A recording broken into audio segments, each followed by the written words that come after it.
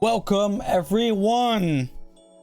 We're back for part 2 of anime, or what the fuck, that anime, One Piece arcs ranking, bro. Now last time I nearly lost my voice. Let's try to avoid that. All right. I would rather not lose my voice this time, but I don't know, there's so much to cover in the new world, you know, so who knows how many how long this stream will be. Maybe it will be shorter. Who knows? Who fucking knows, bro? Let me get the shout out every single time, man. When am I gonna just do it before the stream starts? When I'm waiting for like a couple minutes before I start? No. I'll always have to do it after the fact. Alright. Alright, One Piece, bro. One fucking piece. Now, if you haven't seen my ranking before, the one I did before, this is the ranking so far, right? So we got S rank. We're going to just go from up to bottom, all right? Got S rank. On the left, on S rank is Arlon Park, all right? Then we got Alabasta or Alabaster, how you want to pronounce it. Doesn't really matter to me. Ennis Lobby and Marineford, all right? Then we got A rank is Sabaody, whatever the fuck that's called. I can't pronounce that. I'm sorry. I'm not gonna try that. And then Impel Down. We have B rank on Long Ring Land. Forget it. Long Ring Long Land, Baratier, Drum Island, Thriller Bark, Water 7, and Post War. So Post Marine War arc, right? Then we on C we have Logtown, Skypiea, Romance Dawn, Jaya, and D rank we got Whiskey Peak, Little Garden, Syrup Village, Orange Town, Reversible Mountain, Post Ennis Lobby, and Amazon Lily. Alright, if you want to see my opinions or why I picked this order, go check out the last stream. It's also on YouTube. So yeah, go ham, alright? Go ham. Alright. It is time. It is time for the comeback. Luffy lost his brother, alright? He got a tragic backstory. Got a new goal. Becoming stronger to take down people in the new world, right? And just training, right? Training with Rayleigh for like, I don't know how long, like a couple years, I think. 2 years, right? Mastered hockey, and now he returned on the most goofy on the most goofy way possible, bro. Like, Hancock, you know, delivers him back to Sabaody, right? And he got like this huge backpack, right? With like emergency food, emergency clothing, emergency everything, bro. Like, Hancock is like a worried mother, right? That's how she be acting, right? And meanwhile, there's like this new group, right? This new group called the Straw Hats that are recruiting for their crew, right? But that's not the real ones. It's not the real Straw Hats. They're like fakes, right? And I believe Chopper is the first one who encounters them, and they're like, "Oh, look, it's Zoro, it's Luffy, it's Nami and Robin." And then like they had like some weird dog creature pretending to be Chopper before, and then they just got rid of it just to make sure that, oh well, this one looks way more like the real Chopper. Let's just take him in. And yeah, poor Chopper, way too naive, you know. But that was pretty funny. Then eventually, you know, everyone comes to the island, everyone arrives, but apparently Zoro was the first. Zoro was the first to actually arrive at Sabaody, the first one, even though he's always lost, right? Like, that was just a pretty funny, pretty ironic. And well, then he got lost again, right? So he randomly entered a ship on accident, right? And he noticed, oh shit, I'm on the wrong ship. Completely cuts up the whole ship.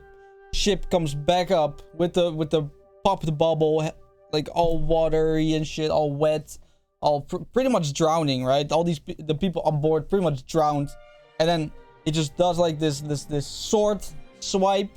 Then he does like the clean resheath of his sword, and he comes and says, I entered the wrong ship. Oh boy, Zoro, never change, man. Never fucking change. And of course, Sanji is the one who actually meets him, right? So, always good. Then we get the infamous scene that you probably know of Luffy first time showing off his observation haki, right? And it's against this PX5 looking dude, which is a how do you call that? A cyborg or like a robot remake of like Kuma, right? Bartolomeo Kuma. And it's called PX5. It's some sort of robot that can shoot lasers because of Kizaru's Delph Fruit. Because Dr. Vegapunk is a genius and just somehow incorporated Kizaru's light abilities into their robot. So that's cool. Then this commander, or I don't know, I forgot his name, but he says like, oh, there's no need for you to sail because you're not going to need to, or whatever, something like that, right? Like, oh, you're not gonna leave because I'm gonna capture you or something. And then the PX5 robot thing shoots at Luffy, right? And all he does is he calmly dodges 1, 2, 3, and just no emotion, no nothing. Gently puts down his bag, right? He literally does like the arm thing that is new for the new world, where like how he pumps up his gear 2, right? First it was like his legs that he pumped up. Now it's like just a simple arm flick thing. And he turns into gear 2. He literally just pretty much teleports above him. Jet pistol to the face. Broken. Absolute broken. The same robot that decimated him in like yeah, I mean before the time skip, right? So yeah, that was insane, bro. That's probably my favorite scene of this arc. And then they go off, right? They meet everyone, like, oh shit, Frankie got like a whole new, literally a whole new suit. Like he's like way more body parts, right? He's not just a half cyborg anymore. He's a full-on fucking robot at this point, right? Like when he pushes his nose, like his hair changes and shit. Got like these gigantic hands with like a tiny hand inside of it to do some, you know, work that has like need for like more discreet things, right? And I mean, Robin looking absolutely amazing. Nami looking absolutely amazing, right? And Nami also mastered like this yeah, what you call it, like these this weather abilities. I forgot how it worked, I'm sorry, but like she has like these sticks and they can make bubbles and hot bubbles and make clouds and whatever. She's pretty much Zeus at this point. Right? Usopp, he trained, you know, he went from fat to absolute ripped. He got like these new cool plants abilities, right? He shoots seeds and then these monster plants just pop out of the ground, right? And he's just a straight badass, bro. He's just a straight menace, right? Who would have thought? And well, I mean, Zoro looks fucking, you know, just a badass. You know, he got a scar now on his eye, which wasn't the case before, right? We still don't have confirmation on how he got the scar at this point. Everyone assumes it's within the training of Mihawk. Some people still think it's a demon eye that he's gonna awaken soon. Whatever, who knows, right? I like the demon eye theory, but I don't know, man. I don't know. It could be, but it could also be, you know, the Ashura thing could also just been something that was cool Oda thought of, and just like, you know what? Let's put it in and we'll see, right? So yeah. And Sanji, you know, he's still styling, bro. He still got his suits on, you know. He be getting literal nose bleeding just for witnessing a woman, because he was on an island full of like transgender women, right, trying to kill him all day long. And he suddenly has no tolerance anymore for beautiful women. So every time he sees a spectacular human species of a female, he shoots up in the air with his nosebleed. Like that's pretty impressive if you ask me, to be honest, right? Like there's a lot of pressure behind that shit. Yeah, that was it, right? I think that's all. No, I'm missing a huge part in this arc, where Kuma, right, the guy that swiped them away, right, before the time skip, he was protecting the Sunny, the going Sunny. What the fuck? No, what? It's the Going Merry and the 1000 Sunny. Yeah, that's it. 1000 Sunny, right? This whole entire time, and the ship didn't get touched at all because of him, right? He's such a badass, bro. Such a menace. Like, he needs more respect, bro. Like, Kuma, he needs more respect, especially when you hear like what happened later on with him. Like, yikes. So yeah, I think that was about it, right? I think that was all it was to return to Sabaody. It was a pretty, what you say, like a pretty short arc, right? So now where are we gonna put it? All right, so the way I rank these things, right, is purely what was the meaning behind and what was this arc trying to accomplish with their with what happened, right? So the whole meaning behind this arc was the Straw Hats returning, right? And a little bit of flexing and showing off how the characters changed, right, throughout 2 years. And, you know, and them showing that they're ready for the new world, right? So, I don't know, in my opinion, right, this arc did exactly what it had to do, but nothing more than that, right? So, I'm gonna go for... It's a tough one, man. It's a tough one. It's not A rank. No, it's not A rank. It might be B rank. Do we like it more than Thriller Bark? I don't think so. Sabaody 7, absolutely not. Post War, also not. Drum Island. I'm gonna give it a high C, I think. Yeah. It was a really short arc. So therefore, it doesn't really have a lot of meaning behind the arc, right? Not a lot of people remember what really happened in the arc anyway. It was a lot of goofing around and a little bit of flexing here and there. And just, you know, showing off the characters, you know, new character designs and stuff like that. So,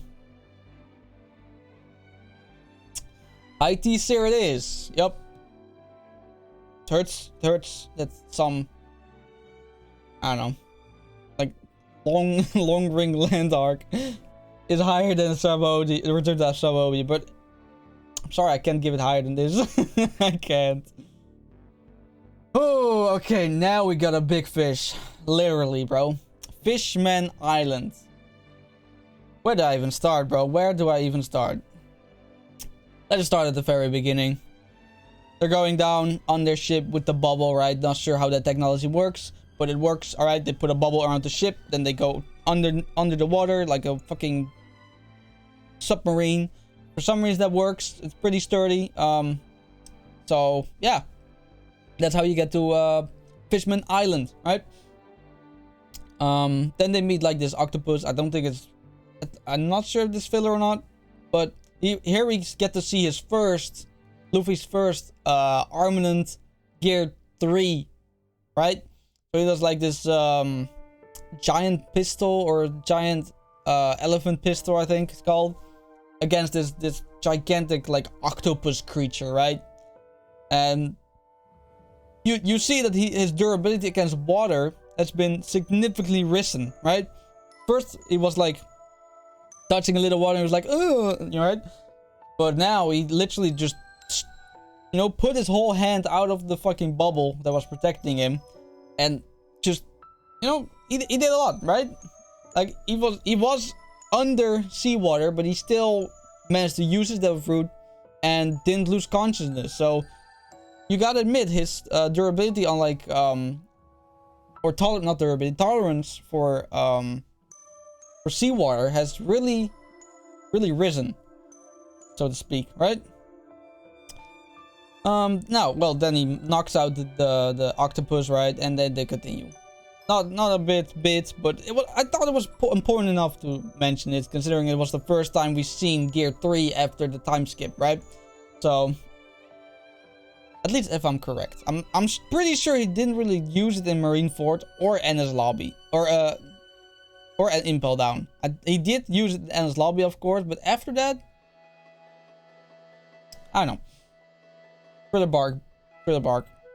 Yeah. Whatever. Anyway. Forget what I said. It was the first time he used Armored Hockey with Gear 3, alright? Alright, let's give me that, alright? Let's give me that at least. Then they just arrive, right?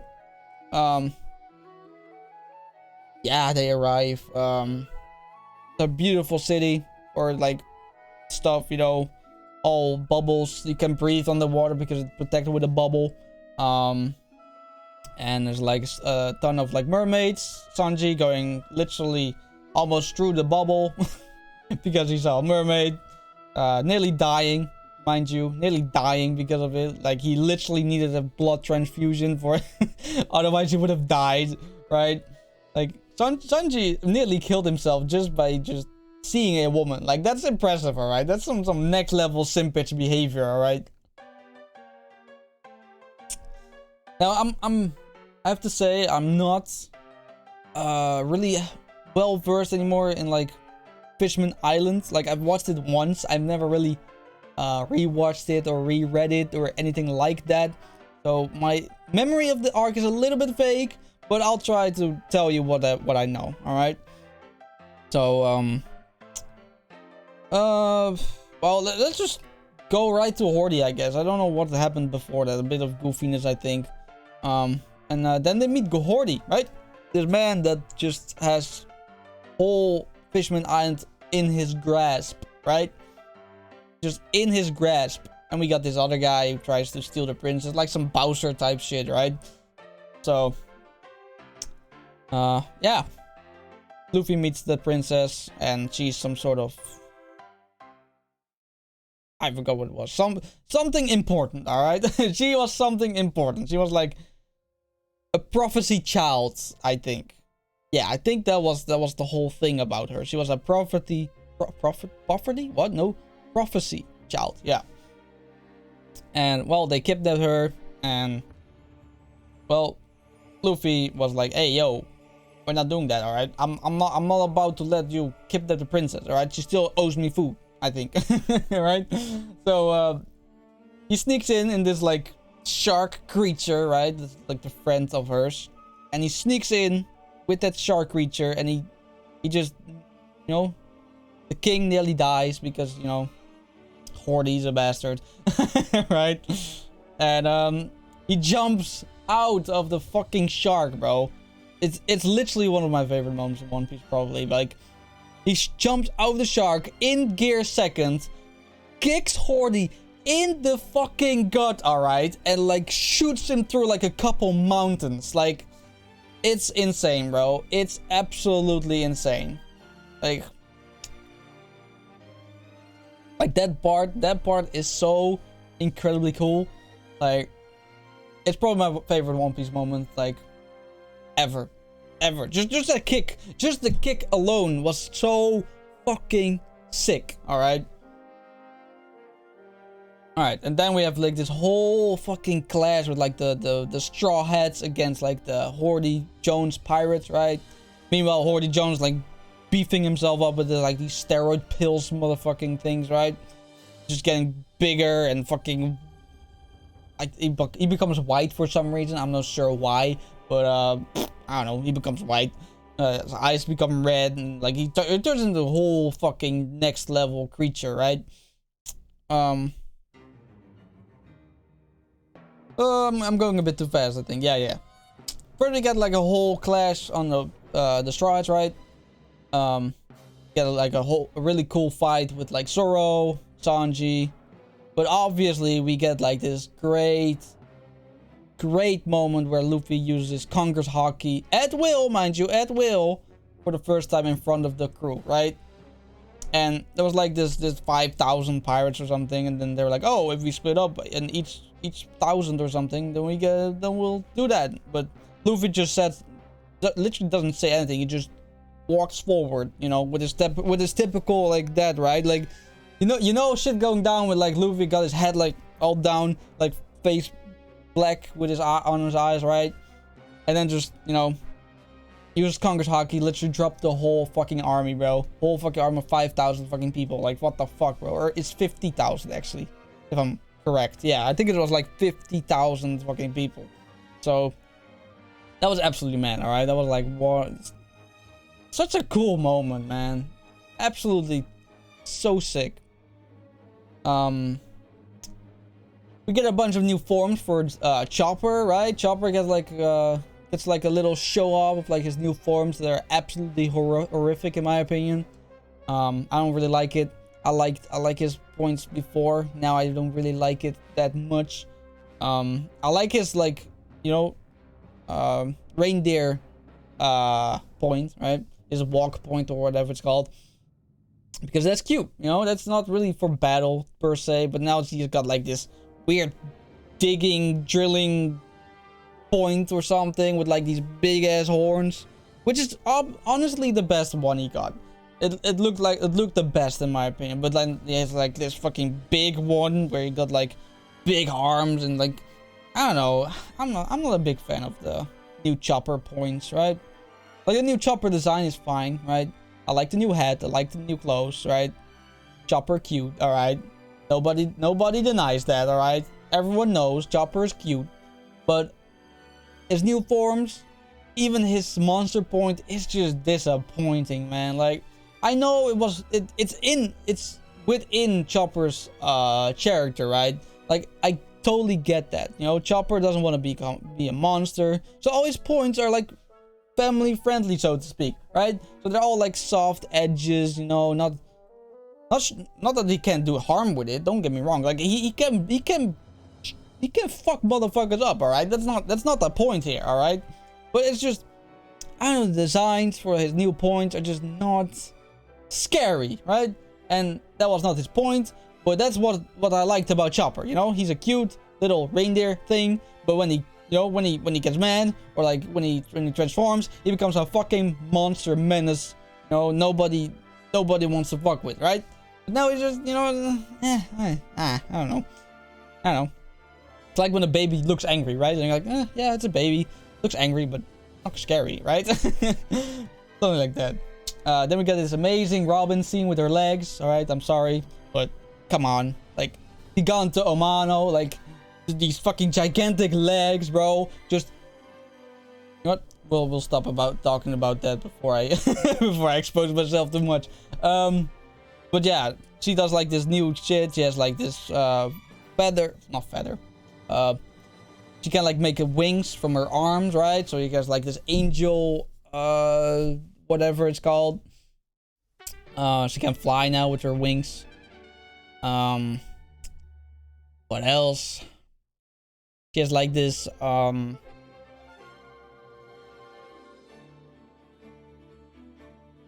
something else, right?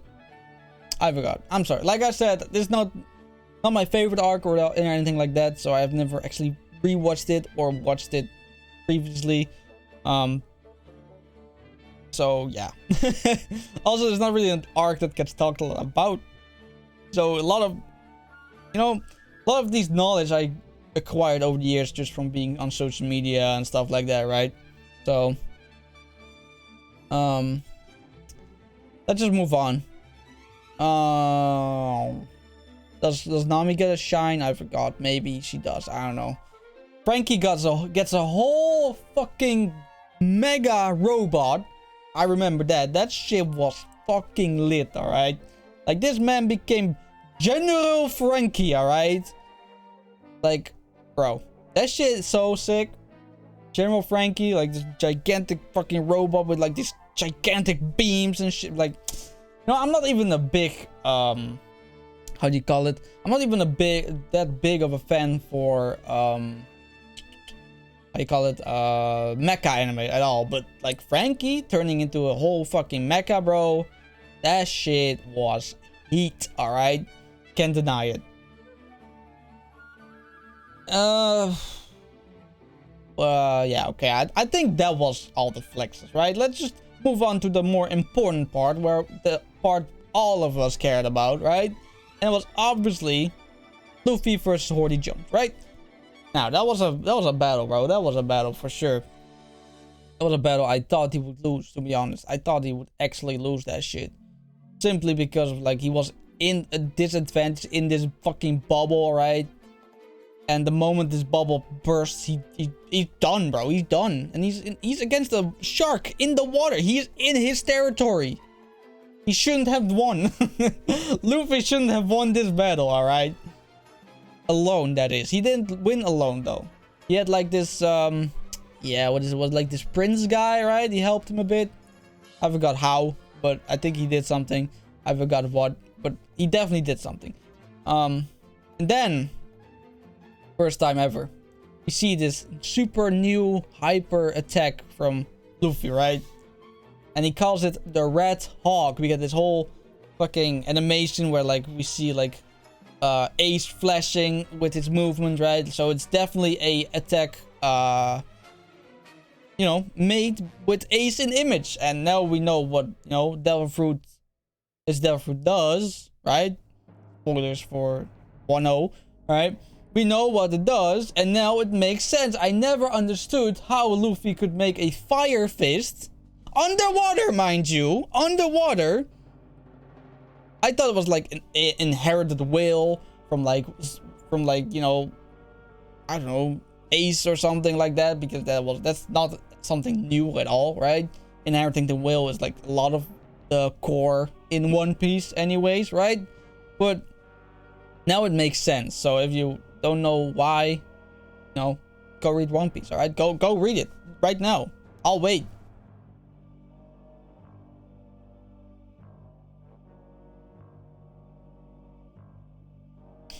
I was joking, I'm not gonna wait.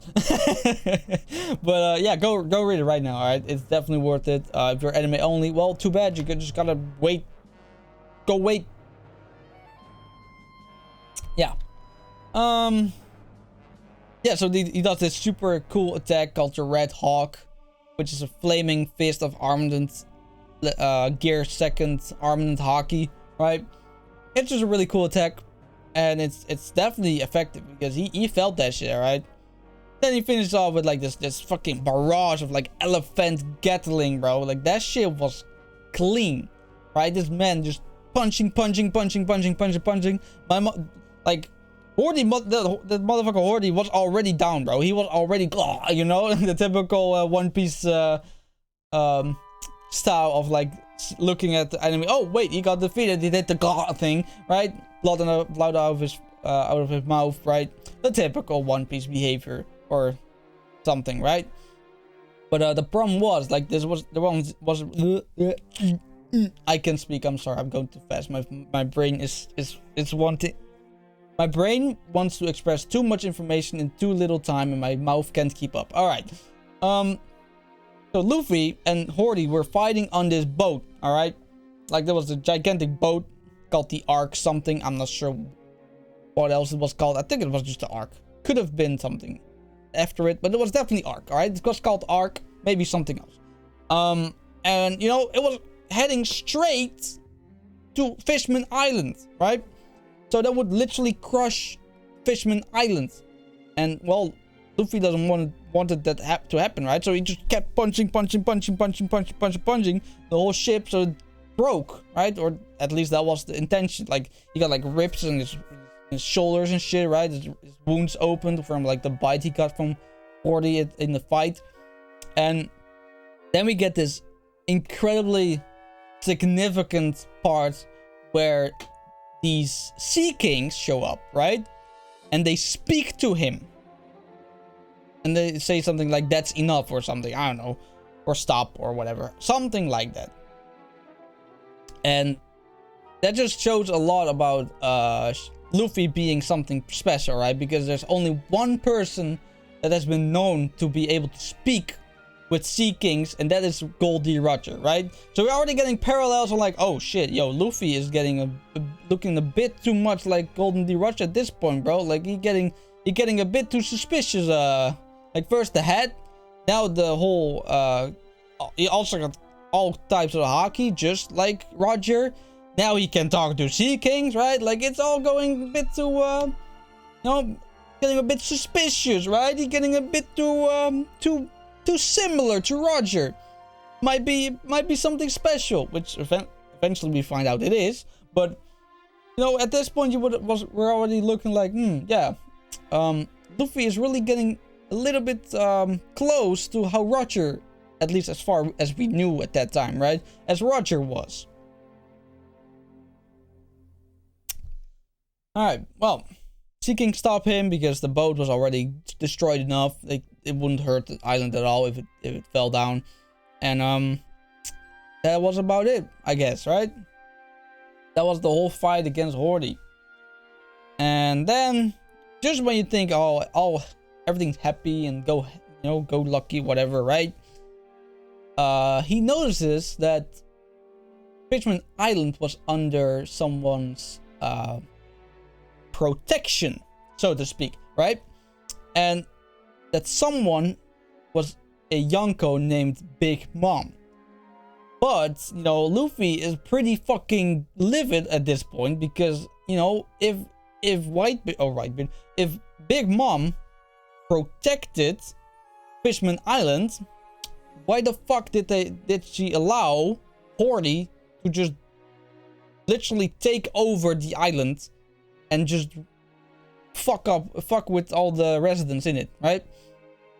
Like even the king himself couldn't do shit, right?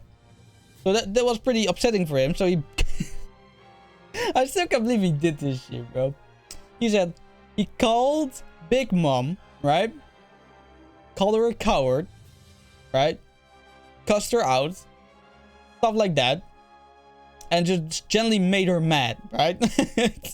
And then he declared, "You're no longer protecting this section.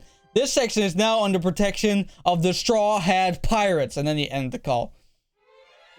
Bro, if that's not the most alpha man move I've ever seen in a fucking anime, bro. Like, you go against one of the 4 Yonkos. The 4 people that are the strongest on the sea, right? One of the 4 strongest. And you talk to them like that? And then you just casually take over their property? Bro. Yo. Not good, bro. Not good. So, Luffy really doesn't give a shit, alright? He gives no shits, alright? You're in my way? Go away. You're doing bad things? You're having a problem with me, alright? You're a Yonko? Well, too bad. That's how Luffy is, and that's the amazing part of Luffy's character, man. Like, he doesn't give a shit, alright? He cares about people, he cares about freedom, he cares about fairness, right? He really doesn't like it when people get treated unfairly or are not free and stuff like that, right? So anyone who is in this way or like contradicts his morals, right? He got a problem with, alright? He got beef with that shit. And you're not just gonna walk away from that without a fight. Right? And yeah. That was the first time we heard of the first Yonko besides Shanks, right? That's pretty relevant, if I say so myself. Oh, and Whitebeard, of course, right? And Blackbeard became a Yonko, but that was weird. I don't know why they did that. Didn't really feel like they should have already made him a Yonko. I guess it was the agreement of when he like brought in Ace, like, hey, I bring in Ace, you make me a Yonko. World Governor was like, I bet. So, you know. And then pretty soon afterwards, we get this little scene of Kaido as well, if I remember correctly. Or is only in Dressrosa, but I'm not sure. doesn't matter. We get like a sneak preview of like Kaido eventually, right? And I guess that's where, right? That's where it ends. I'm assuming, right? That I don't know. There's nothing much else there happens there, I guess.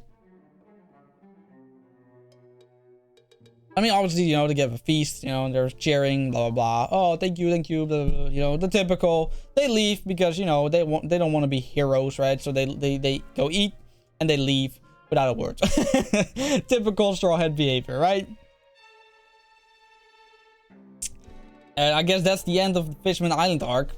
I don't know why people give a lot of hate on Fishman Island, because it's definitely an arc that establishes a lot, right? Establishes like a rivalry between Luffy and Big Mom.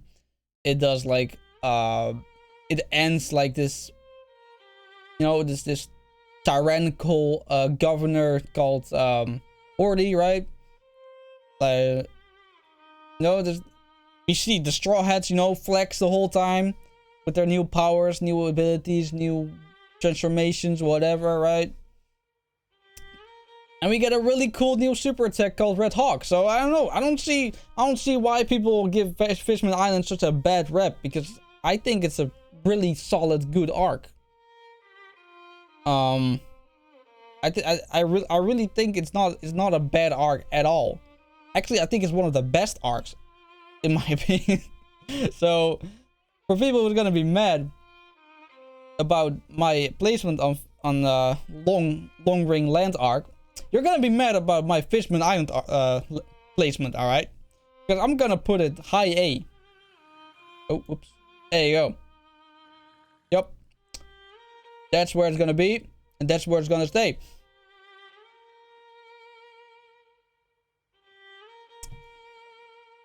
What's up, David? Welcome to the stream. Alright. Wow, that was Fishman Island, man. Yeah. The first island in the New World. Pretty cool. Alright. Now, if I'm correct, we get Punk Hazard after that, right? Yeah. Definitely. 100%. Have you ever watched Black Lagoon before? Yes, I have. With Reverie, right? I have watched that.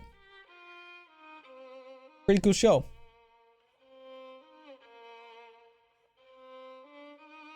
Okay. Where do you start with Punk Hazard, bro? There's so much cover. Okay, let me first say this. Punk Hazard was the arc that made me drop the anime. I'm sorry, alright, I dropped the anime once. I'm a big One Piece fan, alright? I definitely am. But there's definitely some parts in the anime that I just did not like. And that's definitely in Punk Hazard, bro. Punk Hazard has so much walking, so much time wasting, and just generally so much of nothing the whole entire episode. Not to mention the whole previews of like, oh, these trials are located in this section of the laboratory, and this one here, and this one there, but they're fighting this one, and that's 5 minutes long. All right, just wanted to say that. Just wanted to say that.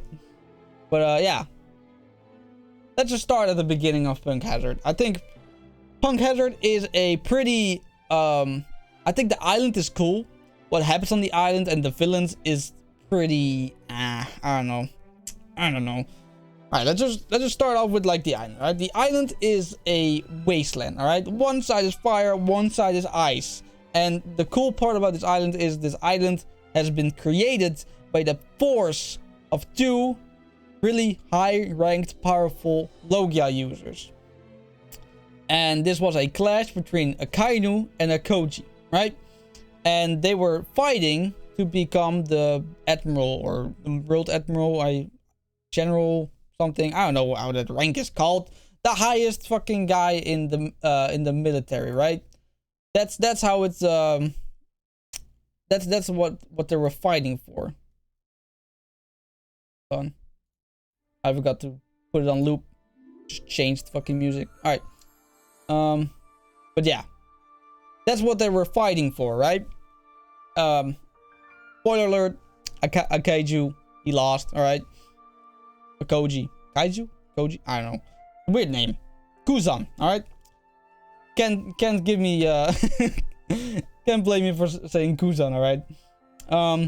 But yeah, he lost. But that whole island got fucked up just because of those two had a fight on this island, right? And I think that's so fucking cool. Just to see the power of like just, you know, two Logia users just battling each other. Makes you think what would happen if like Blackbeard and Ace were like more equal, right? Like that island would have been fucked up. Alright, I don't think anyone would have survived on that island at all. But that's besides the point.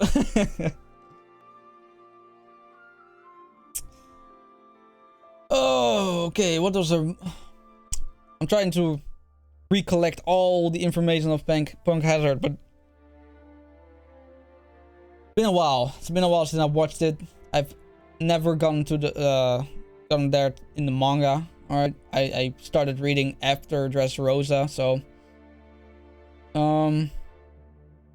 Punk Hazard. Alright, I think, if I'm correct, I think it's like started off with like Law bringing like these moving cut off heads of pirates to Caesar, right? To get in, you know, get in his facility to look for the small fruits, which was his whole plan, right? He wanted to look for the small fruits so he can take down Don Flamingo. That was the whole plan of his, like, you know, whole actions, right? So he like came in with like all of these fucking living heads, mind you, living heads of like these pirates with bounties, and he became a warlord because of that. Like that shit is really fucking sick. All right, like the way this man just dropped off like a whole bag or like a whole sack of like multiple living heads just to say, yo, here are heads of like wanted pirates, make me warlord. That's it, right?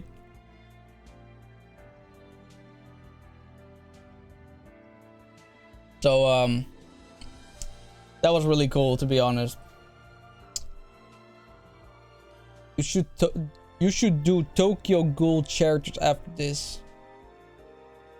I don't know, man. I'm not a big fan of Tokyo Ghoul.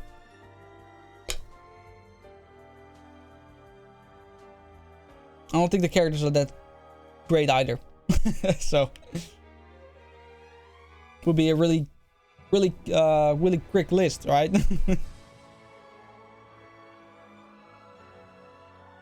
Okay, where was I? Oh yeah, basically there's Law, you know, stumbles upon this island of Caesar Clown, the main villain on this arc, and you know, he's a warlord, so he gets access to the whole facility, right? Like he becomes an apprentice of Caesar Clown, I think. I'm not sure about that. But he just infiltrates this facility, and that facility is straight horrors, alright? That facility is like the most inhumane facility you could have ever imagined in your life, alright? Like, in this facility, they make these fake devil fruits called smile fruits, right? And what they do, they give it to children, right? They give it to children, and oh my god, bro. And they like grow up and become like gigantic, and eventually they literally explode because they can't handle the smile fruit or whatever, right? Like it's pretty fucked up, right? This man is experimenting on like little kids and babies, and yeah, I mean, Caesar Clown is a straight up madman, all right? That's his whole idea. Is like a crazy scientist, right? So yeah, it's awful, bro. It's absolutely awful. Okay. I'm losing my train of thought so many times because Punk Hazard is such a blur, man. All I can think about is the fucking walking. But I'll try, alright. Eventually, you know, the Straw Hats, you know, arrive at Punk Hazard, right? They eventually arrive. They see this cool looking island. Zoro slays a dragon. Casual shit, right? And, they arrive at, like, the facility, right? No, wait. I'm missing a huge factor. Before they arrive, they meet a man called... Fuck. What's his name? Can't believe I forgot his name, bro. How many times has he showed up in Wano? How can I forget his name? Oh, come on. What is this?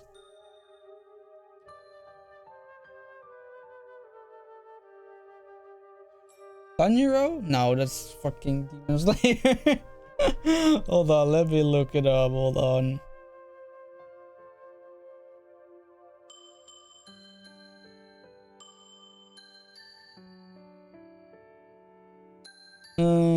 Kiemon. Yeah, that's it. That's his name. Kiemon. And he is looking for his son, right? He's looking for his son because he's his father. And he says he is inside of that facility. So they try to find a way in. They cut in. They meet this woman called Monet or how you want to call her. And she got like these ice snow powers, right? Pretty cool devil fruit, not gonna lie. Like she turns into snow, you know? Pretty cool. So they meet her. They try to run away. Zoro claps her easily, right? No problem, no worries at all.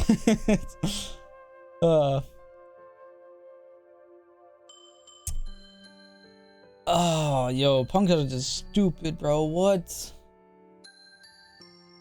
All these arcs, I just easily can just boom, boom, boom, boom, boom, go through the whole arc. But Punk Hazard is just a blur, man. What? Oh, bro, I totally forgot. Right? I totally forgot about, Smoker and, Tashigi being there, right? They also arrived at that island. They tried to capture the Straw Hats, right? Eventually they don't. Law fights some guy. Got his name. Pretty cool. Pretty badass guy. Pretty strong. Some serious armored hockey, right? But, you know, Law cuts through him. And the whole facility. You know, casual Law feat. Cutting through the whole facility with one slash. Yeah. Nothing major, right? No, that was actually a really cool moment. Then we got like his fight against Caesar, which is, you know, mediocre at best. It's just Luffy using his Gear 3 armored hockey attacks and crushing him. Right? Something like that. Yeah. Something like that. Oh man, that's all I remember, man. That's all I remember. And they're escaping like gas or whatever. I don't know. Honestly, Punk Hazard. I don't know, man. I don't know. Maybe I'm biased. Maybe I'm like anime biased at this point, but it was just a drag, right? Like I've been watching One Piece since Marineford Weekly, alright? So after like what? How many months? Maybe even a year, I think. Yeah, definitely like a year or two or something like that. Like Marineford, right? Like smack that middle of Marineford, I caught up to One Piece. And after that, I watched literally one episode every single week, right? I watched every single week. And when I got to Punk Hazard, that shit stopped, alright? It's just not a well-paced arc at all. It is absolutely horrendous in pacing. And honestly, Punk Hazard didn't have to be this long. I bet in the manga it's way shorter. I think it's way more compact. I don't think there's a lot to say about Punk Hazard because there's not a lot of going on. It's just a build-up arc for like futures shit, right? But it's just a bad build-up arc because it drags on. It's so long, and it's just frankly, I don't know, man. It's just might even be my least favorite arc, to be honest. Oh, I can't forget about the funny part where they switch, or not switch. Law switches the personalities of like each Straw Hat, right? And then they have like this mask, right?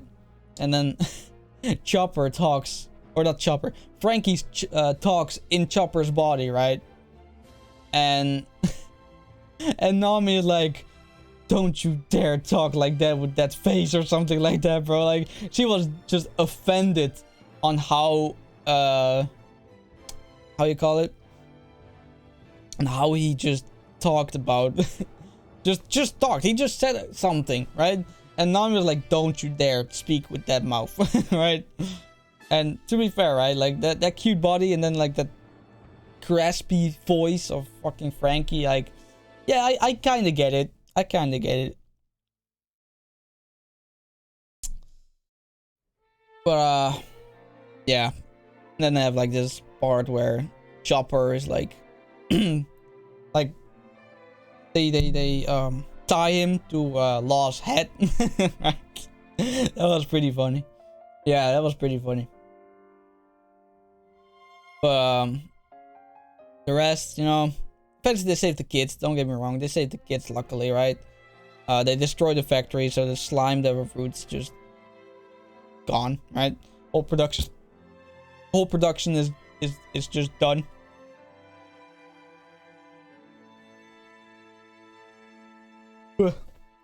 So that's not a problem anymore.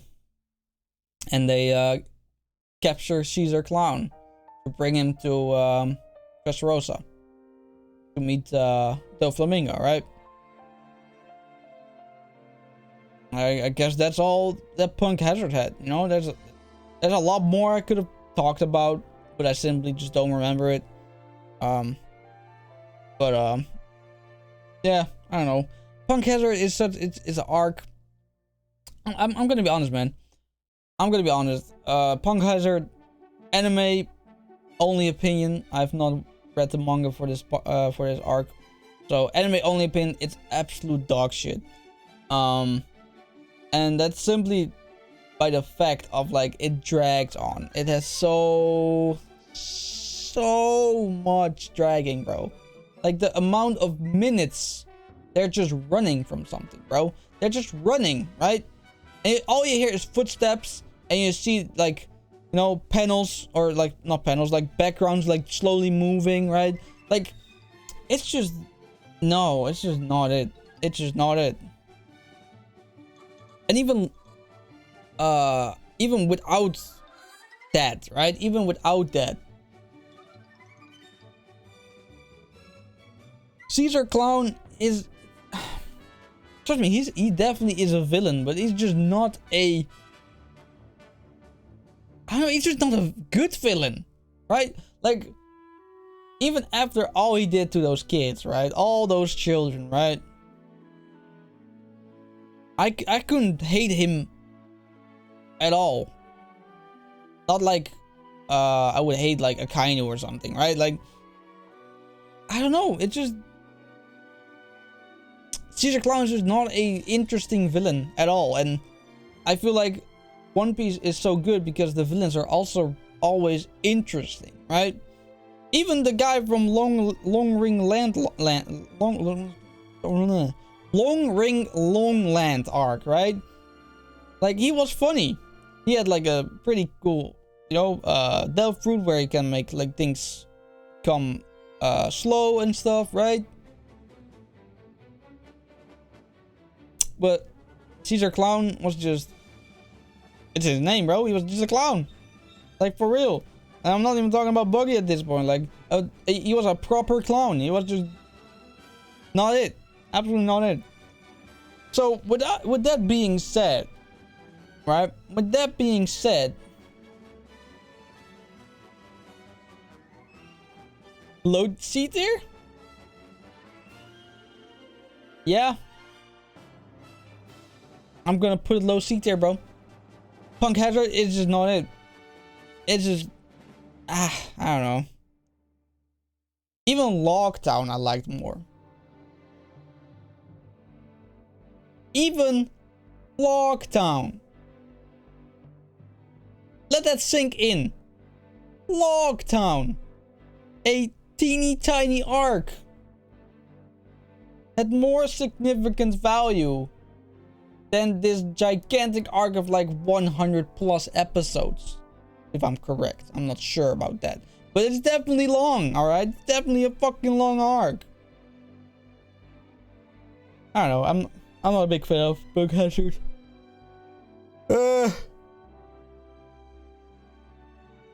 I'm just not, man. I'm just not a big fan at all.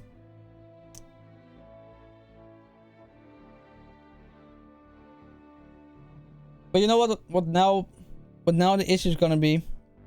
Every arc is a follow-up arc. Right? Every arc after this is just important because the other arcs also exist, right? Like it all builds on top of each other, every single arc after Punk Hazard. Like it starts this whole new saga of like arcs that are important because of the small fruits, right? So now One Piece becomes really intricate, right? Really informational heavy. Like there were a lot of things that you could have caught, right? Like the whole mysteries on like what the fuck, bro? I'm talking too much. I'm yawning. We got the whole pornoglyph, right? Pornoglyph mysteries. You got this whole mystery on like Yonkos, right? And all that other stuff. And now we get like this whole mystery about slime fruits. Some motherfucker trying to make fucking fan-made custom-made fruits, right? And for what? And what reason? And what kind of fruit? Right? All mysteries. Ooh, okay. God damn, bro.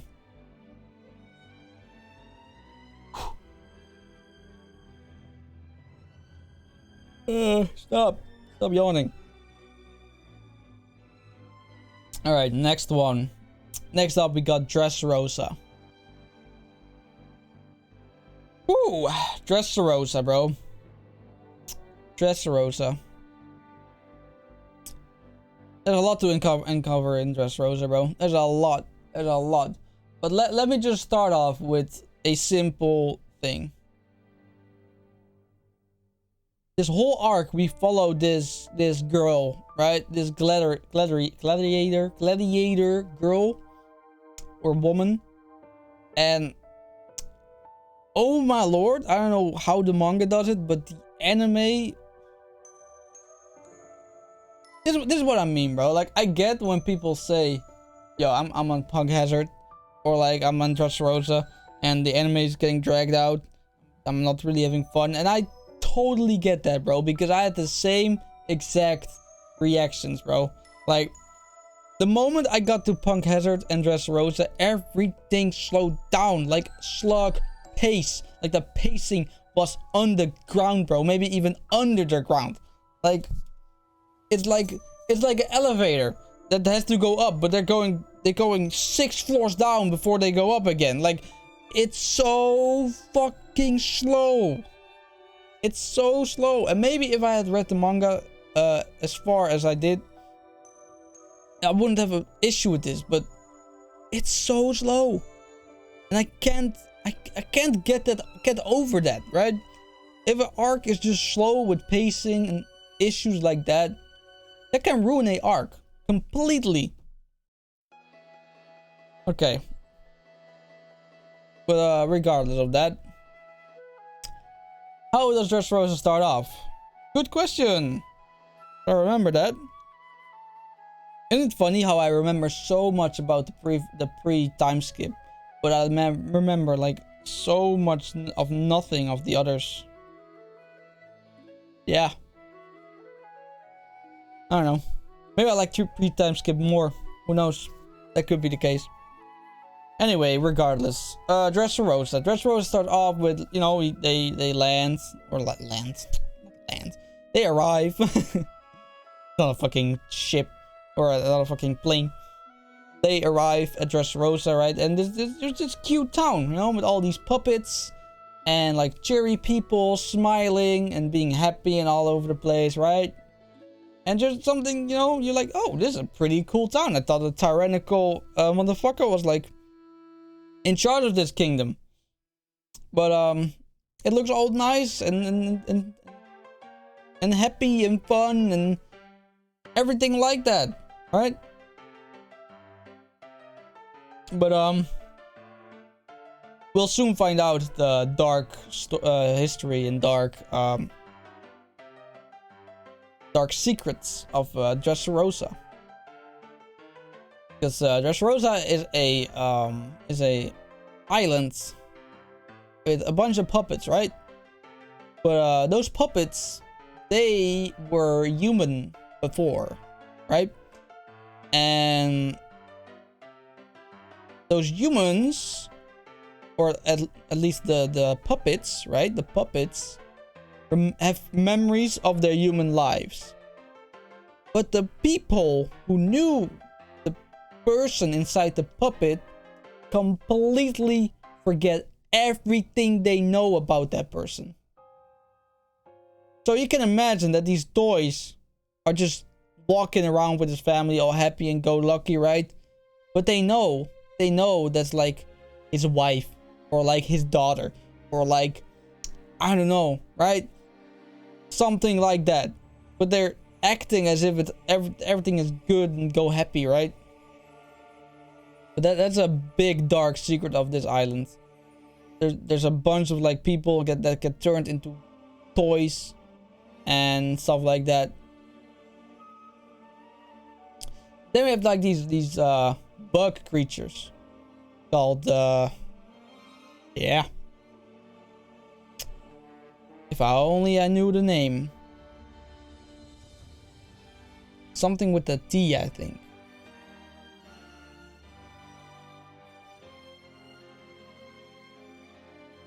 Nope, can't think of it. I'm sorry. But like these tiny people, right? They fly. They're pretty much bugs, right? And they also live in Dressrosa. Pretty secretive, actually. So pretty much nobody knows that they exist, because they hit so well. They're really fast, and even when they steal shit, nobody notices it till it's gone, and then they're already gone, so they're never noticed, right? Oh, and then we have this whole part with the Colosseum, where this girl, what I mentioned just before, called Rebecca. Don't remember. Yeah, Rebecca. She's fighting in there, right? Because she believes that if she fights enough and gets enough money, she can pay back get her father back or something. I don't know. Something like that. She fights for some reason. I don't remember the reason. Maybe she was like obsessed with like this gladiator called Kratos, which is her daughter, which is her father, right? Which got turned into a puppet or a toy. They're not puppets, they're toys, but there might as well be puppets, right? But like she's like really yeah, she's a really I don't know, a fan of Kratos or something like that. I don't know, something like that. But then here's the kicker, right? Eventually they're gonna hold this tournament in the Colosseum, and the main prize is the Mera Mera no Mi, aka the flame fruit, aka the fruit that Ace used to have, right? And you can already tell. Luffy is like, yo, I need to win this. I need to win this fruit. This was the fruit of my brother, right? So he enters on a fake name under Lucy. Yeah. Creative, right? And here we meet all these like pirates with like pretty high bounties, pretty high popularity, pretty high status as well. A lot of history behind them. One even fought Garp and survived, so that's a big one. And you know, Luffy joins the tournament. Halfway through, he needs to go. No, I'm going too quick. Hold on. He was fighting in the tournament. Eventually, right? He was just walking somewhere with oh, bro, I almost forgot about Bartolomeo, bro. There's this character called Bartolomeo, and he is literally the One Piece fandom as a character, right? This man is obsessed with the Straw Hats. This man loves everything about the Straw Hats. He simps so hard for Robin, bro. It's crazy, bro. It's crazy. It's actually crazy. And he's so glad to meet fucking his heroes, right? Alright. So he's walking with Bartolomeo from like, I don't know, one part to the other part. And then he meets a guy, a man, right? They got like black clothes, a black top hat, and stuff like that. And he tells Luffy, yo, I'm your brother. And then Bartolomeo is like, don't you dare say that. His brother died 2 years ago or something like that, right? And then Luffy is like, Sabo? And then we get this whole, you know, I was almost gonna say romantic. No, not romantic. Emotional reunion with like Sabo, who was his third brother, right? Not real brother, just like Ace was. Like Ace was never his real brother, right? But they had like this brotherly bond, right? So that's pretty cool. That's really cool. Like Sabo actually never died. That was so insane. Just I remember seeing that for the first time. I'm like, yo, what? Sabo? He lived from that? He got shot with a cannon on his little boat by celestial dragons. And then he got saved apparently by a dragon, right? So yeah. That was really cool. And my nose is so itching. Stop it, bro. Every single time, bro. I don't know why, but first a yawn, now it's itchy nose. I don't get it.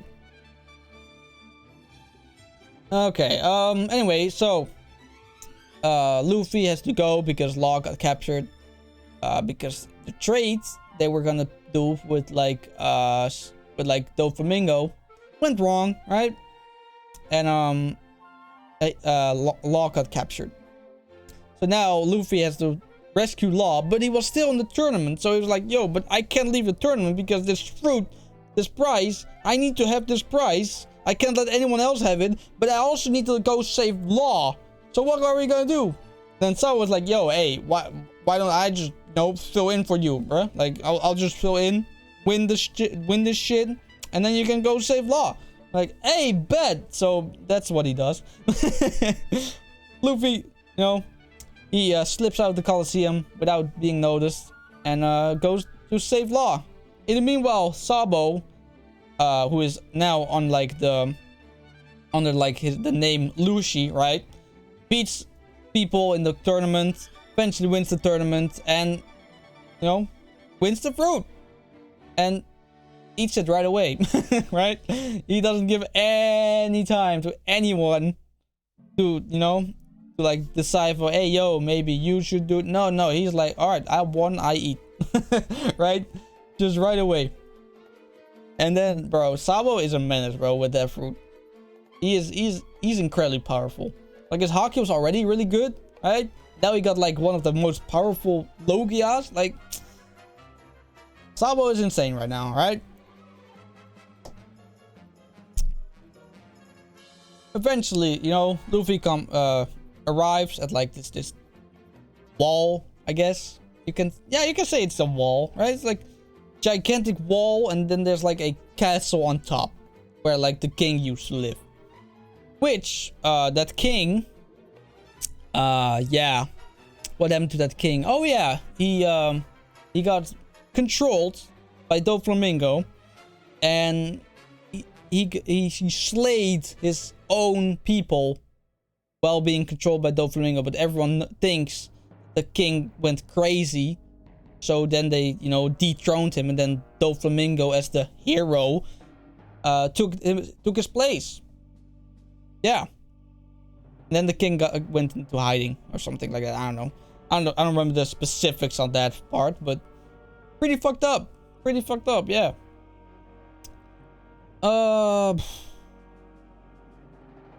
After that, let's see. Oh yeah, Luffy was on his way to like this plateau or like this mountain, and then we encounter like this gigantic fucking stone dude called Pika. He got like some weird, I think it's a Logia. No, not a Logia. It's not a Logia. It's a, what was it? Was it the Paramecia? I think it's a Paramecia. Essentially, he got like this ability to turn into stone. Maybe it was a Logia. Yeah, I think he got a awakened Logia, I think, if I'm correct, or it's a awakened Paramecia. One of the two. Definitely not a zone. we can be sure about that. But this man can turn into like this gigantic fucking stone golem, right? And just terrorizing the fucking city, I guess. And then Zoro swoops in, cuts him in half, cuts him again, and then he cuts Pika inside, and it's done, right? Simple as that.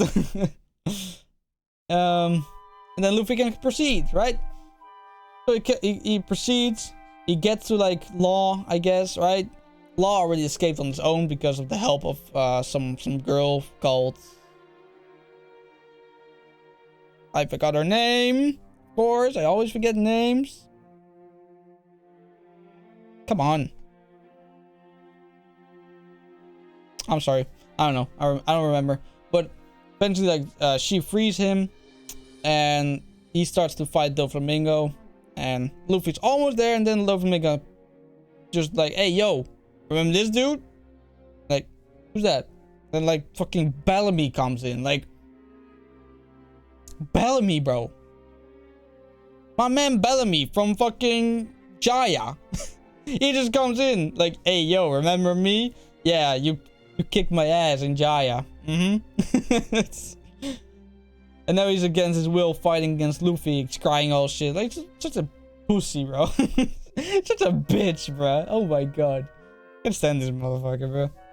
I swear to god. But, yeah. He fights, Luffy and him fight. Luffy knocks him out again. You know, he takes another L. And eventually, you know, Law and Luffy fight Doflamingo together. Pretty cool team play going on with the whole fight. Pretty cool. Like Law using his fruit on like really good moments, right? Like switching him, and like Luffy literally teleporting with the fucking Red Hawk right in front of him, punching him in the gut, right? Full on hit. It's crazy. Hey, what's up? What's up? What's up? What's up, Master? What's good? Marine for the top, you got taste. Better stay that way too. Will it though? Will it though? Who knows? Who knows?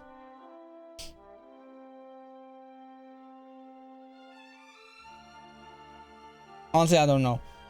Maybe. Big chance we'll stay on top, but who knows, you know? But, where was I? Oh, yeah. So, Law and Luffy has like this whole fucking team battle against Doflamingo. Eventually, like, Doflamingo almost kills Law, and then we get like this really cool Conqueror's hockey clash with like Luffy holding up his foot above Law's half dead body, right? Like cool stare down going on, really cool, really epic. And then the moment everyone cared about the Dressrosa, we finally get Gear 4, right? This whole anticipation on Gear 4. That was the reason I started reading the manga, because I got spoiled for Gear 4. Like, you know what? I might as well read the manga now before I get spoiled about everything on the fight, right? So I decided to start the manga in like Dressrosa. And got up with like a whole Gear 4 situation right away. But I mean, Gear 4, Bounceman, not that great, to be honest. I'm not a big fan of Bounceman. It's a really powerful gear, not gonna lie. It's a really powerful gear, but it's just, I don't know, man. It's design, it's just goofy, right? And I know that's the whole part of like Luffy, right? He got goofy shit, but like compared to like Gear 3 and 2, Gear 4 is just not it. It's just not. I don't know, man. It's just not. Mean kills. Water 7 B. What? Yep. Water 7 is B. 7 is B. Yep. You saw it correct. Then we get this whole amazing fucking fight with Doflamingo Gear 4, right? He's fucking eventually runs out of like hockey, needs to recover for like how many minutes? Like 5 or 10 minutes? I don't know. And he has to recover this whole entire time. Then he gets back up. He does like this gigantic punch that crushes like this whole fucking island in pieces. And then he wins. That's my favorite arc. Really? Water 7 is your favorite arc? Okay. That's an interesting take. Your favorite arc.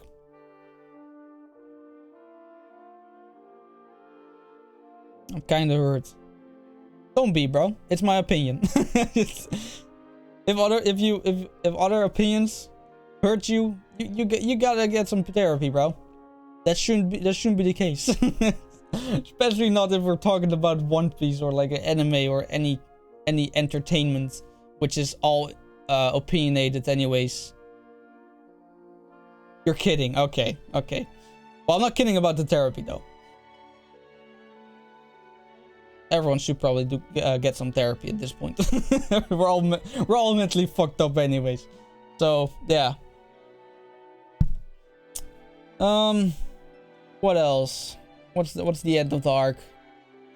I guess, yeah, Luffy crushes Doflamingo. And Doflamingo gets captured. And I guess that's the end of Dressrosa, right? Already a step ahead. You're already going to therapy. Good shit.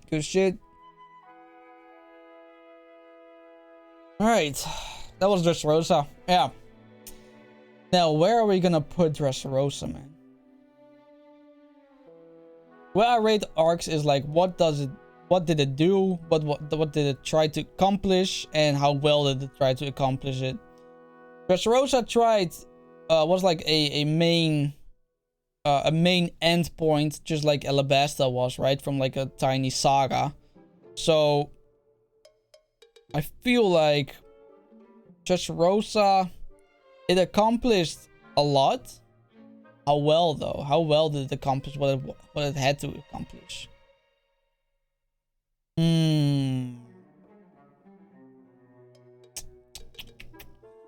What to do?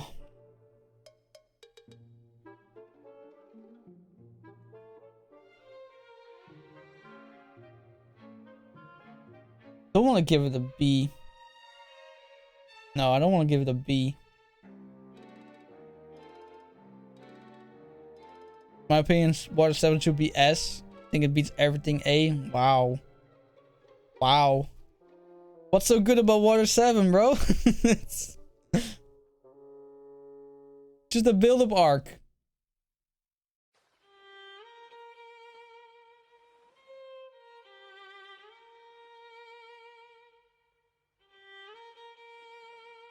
Hmm.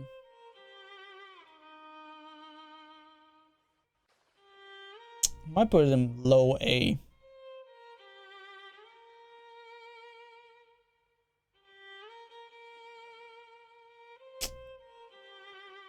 Either high B or low A.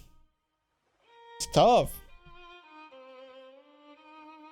Usopp Luffy conflict, CP9 reveal, Frankie backstory. Yeah, it's all goated. Listen, you shouldn't be comparing this ranking to like average anime arc rankings, right? This is all ranked compared to One Piece arcs. It's not just your normal anime ranking. No, this is One Piece, all right? A D rank in One Piece is already an A rank in like normal anime shonen, right? So you shouldn't be offended by Water 7 being a B, because it's better than the majority of Naruto.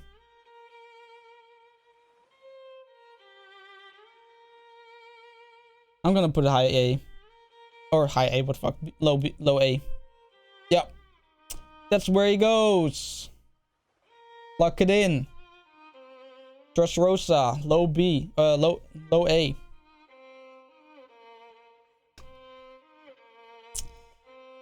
Definitely think it's better than Impel Down. Oh, you do? I don't. I'm a big fan of Impel Down.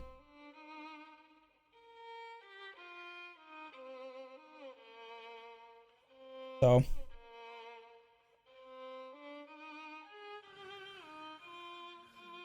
Impel Down was amazing too. Yeah, bro. All of these arcs are amazing. All right.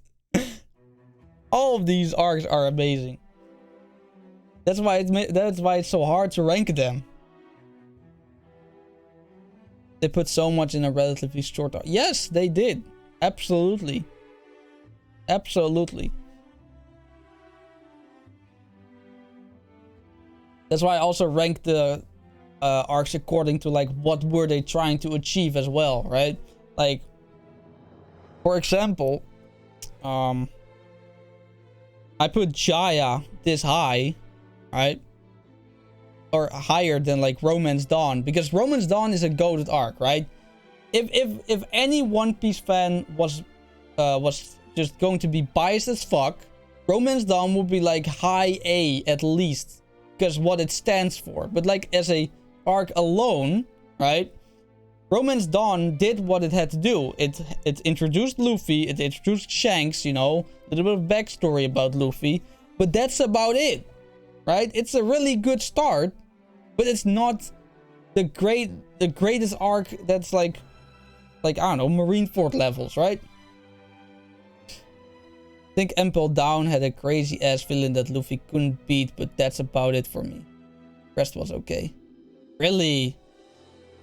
Ah, okay. I mean, I really liked how he cooperated with all these like past villains, like Crocodile showed up. We got like Ivankov, that's from like the Revolutionary Army. We got like Bon Clay coming back. We got like this this guy with the scissors, right? He was a menace. Bon Clay sacrificing himself again. Magellan is a fucking insane villain. Or not a villain, just a insane, Logia user. But if only he didn't eat poison, he would be so broken. Like, Magellan would have killed Luffy. If not for Ivankov, bro. Like, Magellan would have killed Luffy right there and then. If Bon Clay didn't rescue him and brought him all the way to fucking Ivankov.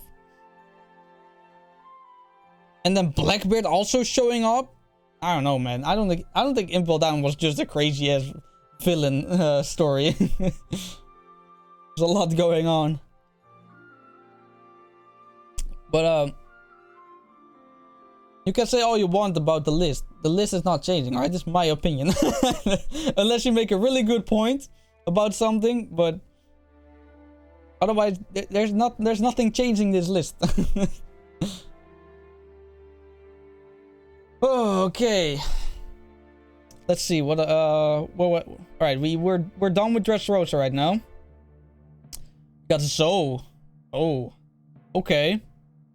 Another arc I don't really remember a lot about. Let's see. It was also a pretty down moment in the series. Like, I don't know if that's just me, but like when like Punk Hazard, Dressrosa, and Zoe, like those sections on like when the anime and manga were doing its thing, right? Felt really slow to me. Even the manga. Like when Zoe was going on, I dropped the manga for a bit.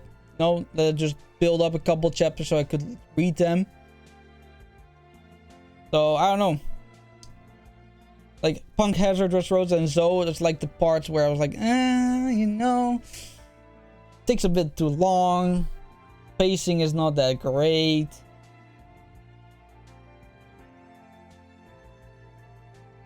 Yeah, for sure, Magellan beat the fuck out of Luffy easily up. I like when an anime is not just haha protag wins because he's protag and plot. Yup. And still people back to argue that Luffy has a lot of plot armor. Like they're comparing him to Ichigo. Like come on. come on. No, don't even though. Don't. Just don't. You might as well just tell me I haven't watched One Piece, so my opinion is irrelevant. Alright. Zoe, yeah. How did that start? I guess they arrived at this fucking elephant of an island, right? That's the cool part though. Like this whole island is a walking fucking elephant from like back in like the first, like back in the day, like a stupid amount of time ago, right? Like the theory about this elephant is that it's something. And the punishment for him was walking for all eternity, right? He's got his stupid long legs and he's just walking through the ocean his whole life until he literally just withers away and dies. That's kinda kinda sad. But that's a theory, right? I think he has huge armor, but only in moments.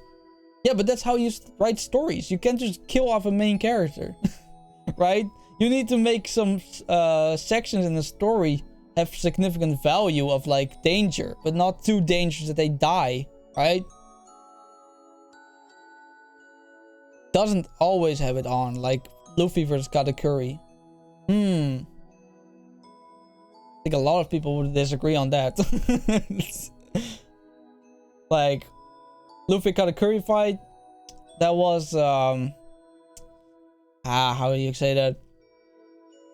Like the pace he developed his like advanced observation haki to see the future to counter Katakuri's observation haki. That was pretty you know, plot armory-esque. That was pretty significant in my opinion, right? Like Luffy would have lost against Katakuri if he didn't stab himself. Let's be honest. Like, Luffy would have definitely lost against Katakuri if his siblings didn't interfere and Katakuri stabbed himself with like this fucking trident, right?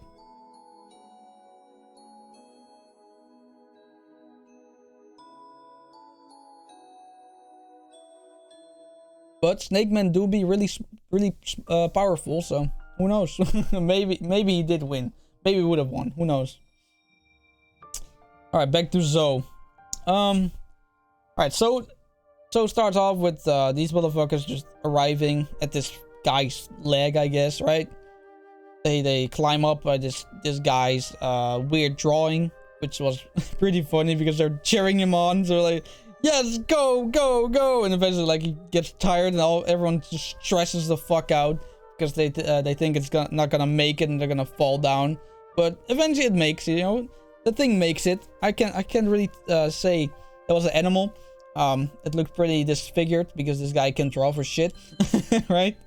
But they made it. They made it up, and not even little bit on the top of the elephant, they got attacked by these fucking animal people, right? With like lightning.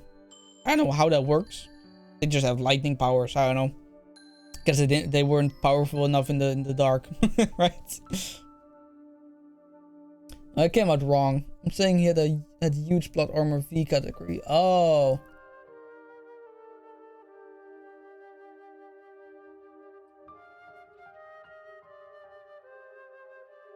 Yeah, I agree with that. But you know, main characters have to have plot armor in some cases, right? Like it's not fairy tale level, so I don't know. I feel like as long as it's not fairy tale level, right? Like power of friendship type bullshit, or like Goku level that just always finds a way to beat his enemy by some bullshit power up ass pool part, right? I think that's fine. Or like fucking Naruto suddenly literally just becoming a fucking ninja Jesus out of nowhere. Oh yeah, you're the reincarnation of Homogirl or whatever the fuck this guy's name is. Oh yeah, no, I'll give you this and I'll give you that. You got yin and you got yang. Okay, cool, man. Cool. Just to beat your own mother. Okay, great. Peak fiction, right?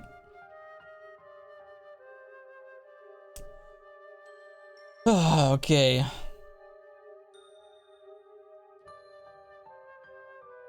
Yeah. Okay, so they got attacked by these fucking people, right? Like these natives that live on this guy's back. Or her. I think it's a her. I think it's a female. I forgot. Maybe it was. Who knows? But they live there. They get attacked. They fight back. They're pretty strong, actually. No, he gives. They put up a good fight. Eventually, they like, oh, we're not here to fight. We're not here to blah, blah, blah, blah, right? They're talking them out like, yo, we're not here to kill anyone, right? Like we're not dangerous or anything like that. So like they meet like the people there. And then they're looking for like this certain ninja, right? Like, or at least Kiemon is looking for this certain ninja that supposedly be here, right? So first they deny that he exists there. Eventually they do, and they show him. They show them to him or something. They meet, like, oh wow, I can't believe it's Kiemon. I can't believe you're still alive. Blah blah blah, right? Get like a lot of funny moments, like the main characters just goofing around, like asking ninja things like, oh, can you say ning ning, and can you like teleport and stuff like that, right? Stuff like that, just little goofy things. But meanwhile, Robin is just fascinated by this pornoglyph, right? Because, you know, that's what she gets horny from. Reading ancient letters. So, and I think this one indicated the map, if I'm correct. Could have been wrong. A lot of different pornoglyphs, right? So excuse me if I don't remember all of them. And this indicates a map towards like Laughtail, I think, right? But I need a second part, which is somewhere else, obviously. So yeah. Let's see. Then we got like this backstory of like this guy came into like this whole village or like city, right? Came into the city, wrecking everyone and telling everyone that he's the son of Whitebeard. Which, come on. No. I don't think anyone believes that. I don't think anyone believed that. Even Whitebeard in his grave was like, what? So yeah, he terrorized the city, I guess, yeah. And they got away with it. He eventually got everything he wanted, right? They lied to him that it was something that he was looking for or something, right? And he just fucked off eventually. So that was cool. I don't remember a lot about Zoe either. I think that's all about right. That's it, right? No, it's not. No, it's not. I'm missing a huge part. Hold on, I'm missing a huge part. Let's rewind. Eventually we get to like this weird discussion where like this guy shows up called yeah, what's his name?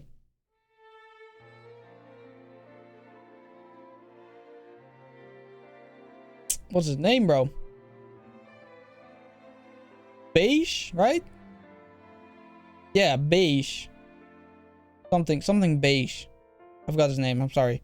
But like he got like this devil fruit that makes his body become like a castle. I think it's called the castle fruit, something like that. And he can like shrink people to get inside of him.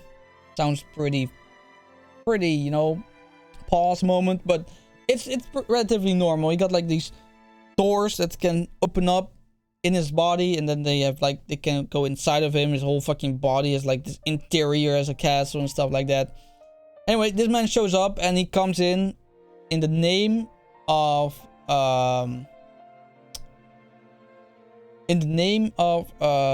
Big Mom, and telling him, yo, you have to marry one of Big Mom's daughters. Yeah. And if you don't, the Big Mom pirates are gonna fuck up your crew, kill your family. So Sanji was like, hey, you know, I don't really care about my family, but my crew, I want my crew to be, you know, living and happy and stuff, right? And then he just leaves with them. Yeah. He just leaves, right? Like that, just like that, you know? Kinda disrespectful of you, if you ask me, right? Then we get like this whole thing of like, oh, we're gonna split up. You are going after Sanji to Whole Cake Island, and this group is going to Wano. Alright? They're gonna go to Wano, and they're gonna infiltrate there and like try to find out information about like the small fruit and Kaido and whatever else they wanted to what you call it, find there, right? And I guess that's the end of So. I feel like that's the end of So. I don't think there's like any other significant information about So. So yeah.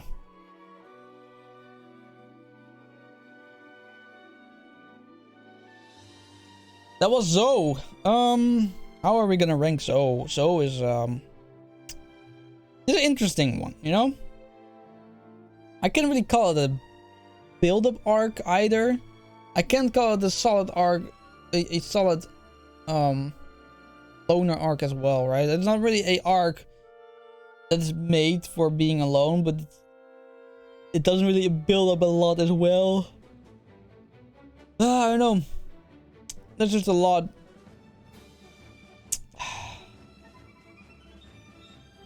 I might give it a D, bro. I might give C. I might give Zoe a D rank.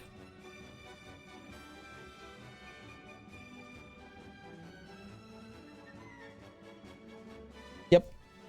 We're giving Zoe a D rank, and it's gonna be a high D. There you go. Zoe has officially been placed in high D. Yeah.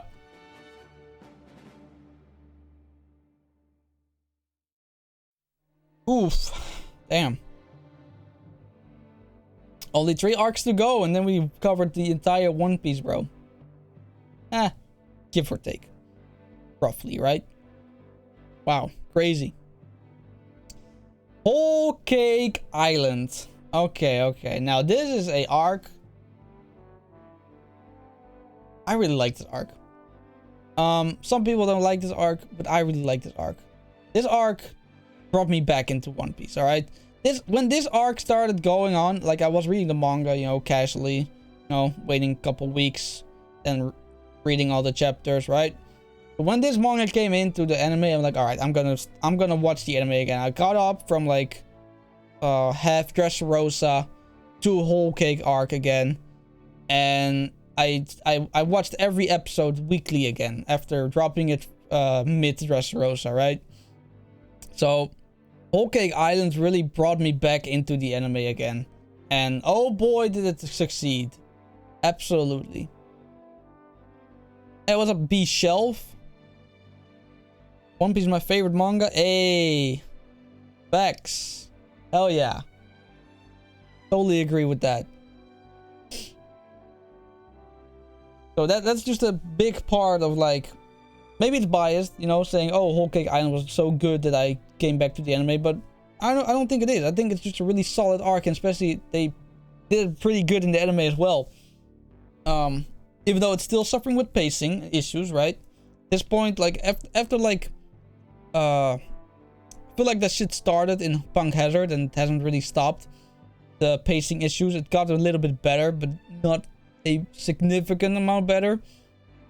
But the Whole Cake was a pretty solid a solid arc. There were not a lot of things I was like, yo, this takes way too long, or like this is just boring to watch. Like I don't really feel like there were a lot of low moments in Whole Cake Island, in my opinion. Even the biscuit guys fight was pretty cool in my opinion.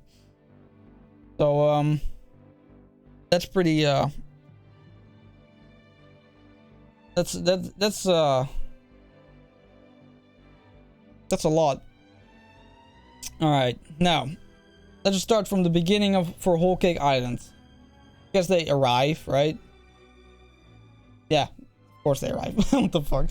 They arrive, and they got into this weird forest with like weird singing and like happy faced trees that like move, and like everything is made of candy and stuff. Like it's like a whole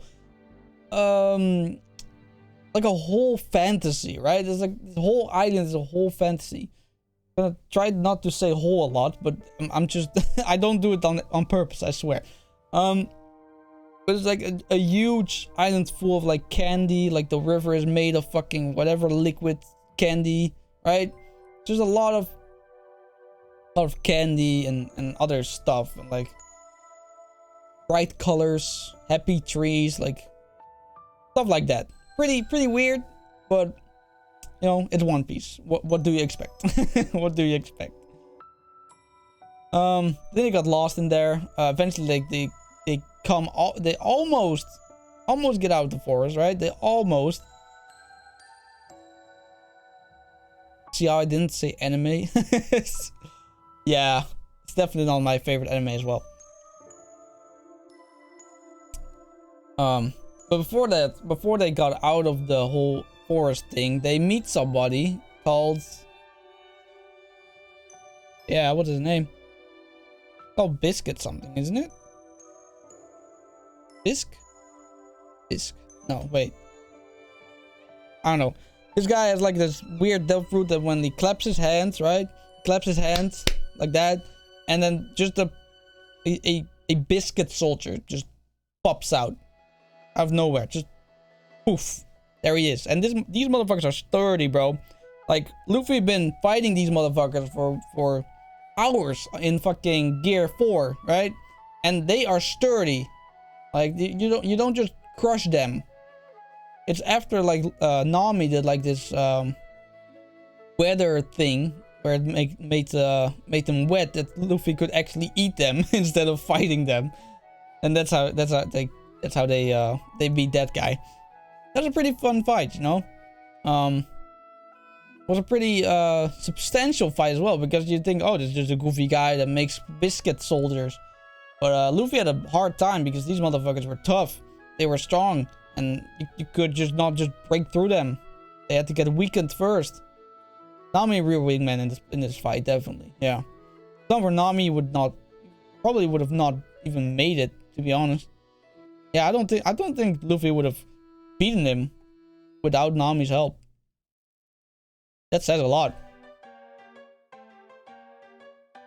That's a good part in One Piece, bro. Like, Luffy doesn't always win on his own, but he wins because, you know, he gets help from other people, right?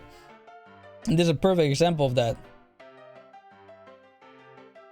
Okay, then they get out of the forest. They beat the biscuit guy. And after they beat the biscuit guy, they think they arrive at the castle, I think, right? No, wait, no, they arrive at like the town. Yeah, the town, yeah. They arrive at this town where everything's made of candy as well. Everyone's happy. There's a bunch of like different species living there as well. Like you got giants, you got like Fishman there, you got like all sorts of different human like creatures living there, right? So there's a lot of variation in this country. That's one big part of like big thing Big Mom cares about. Inclusion, right? So I guess that's her best. I guess that's a good part, I guess, right? I guess that's the only good part you can say about her. She cares about inclusivity. So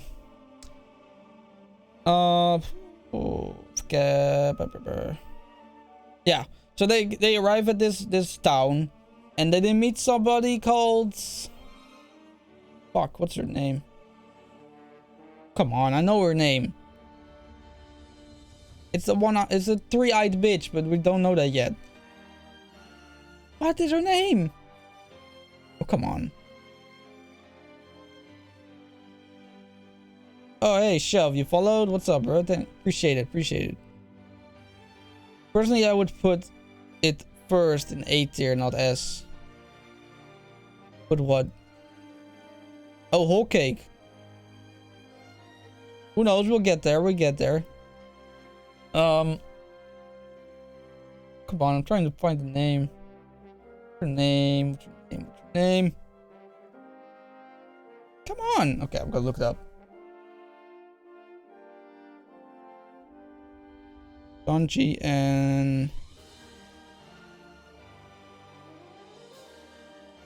and Pudding. Yep, that's her name. Pudding. Yeah, they meet this woman called Pudding, which we don't know this yet, but that's gonna be the bride of Sanji in the future, right? So they become friends and stuff like that, right? And pretty irrelevant, actually. Yeah, doesn't really matter too much. Then we go back to Sanji, and I think Sanji finally getting a proper backstory. Like, he already had a really sad backstory, don't get me wrong, but like he has a backstory before his backstory that we already saw, and that shit is even worse. How do you accomplish that? How do you get a worse backstory than your already sad backstory? Well, Sanji accomplishes it with his family literally neglecting him and, you know, pretty much just locking him up in like a prison, and he enjoys cooking, but everyone mocks him for it and stuff like that, and he's a failure and whatever, right? It's really sad, and eventually he runs away from home, and his dad disowns him. Like, damn, I'm at a rough childhood, bro. God damn, absolutely rough.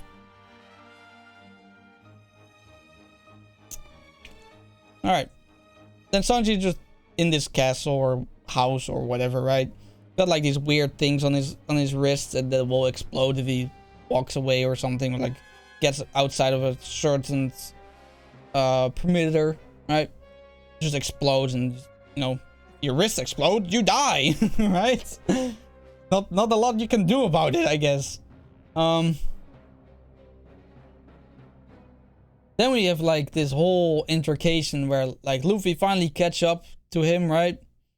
And Sanji is in this like cart with like his family. Hates him, right?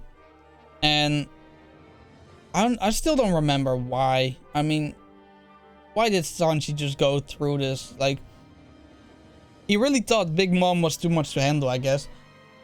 So then we got this whole fight with Luffy and Sanji. Well, fight. It's not really a fight. It's just Sanji beating the shit out of Luffy, bro. Like, for no reason at all. Like, this man went way overboard for no reason, bro. I see a lot of people just joking about, yo, if Zoro was by his side, he would never let this happen, blah, blah, blah. Like, bro, what Nami gonna do? What Nami gonna do against Sanji? Like, I mean, come on. I don't know why people blame Nami for not interfering at all. Like, she tried. She tried, you know, she slapped him, right?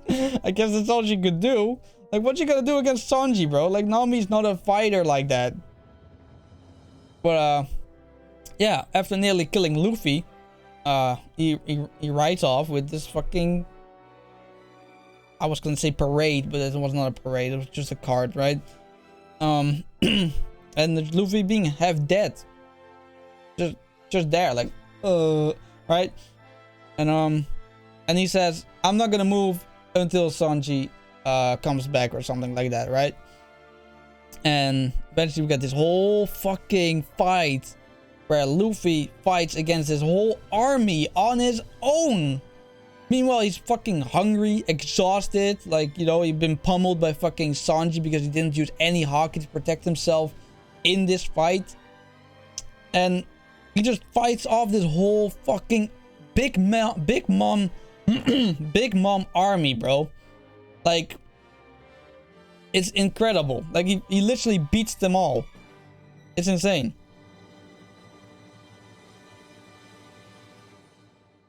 Eventually, Sanji finds him, gives him some food, and well, they're buddies again, I guess, right? I don't know if I can ever forgive Sanji for what he did to his crew.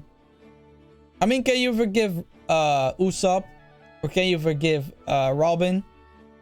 Like, they also both left the crew. They all had the proper reasons. I only think Sanji went a bit too far. But if Luffy can forgive him, I guess I can also. Right?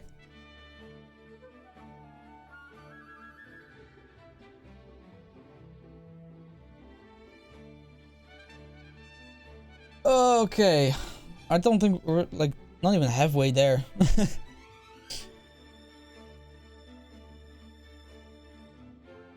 Then they make up this whole plan about, oh, we're gonna kill Big Mom in, like, at the wedding.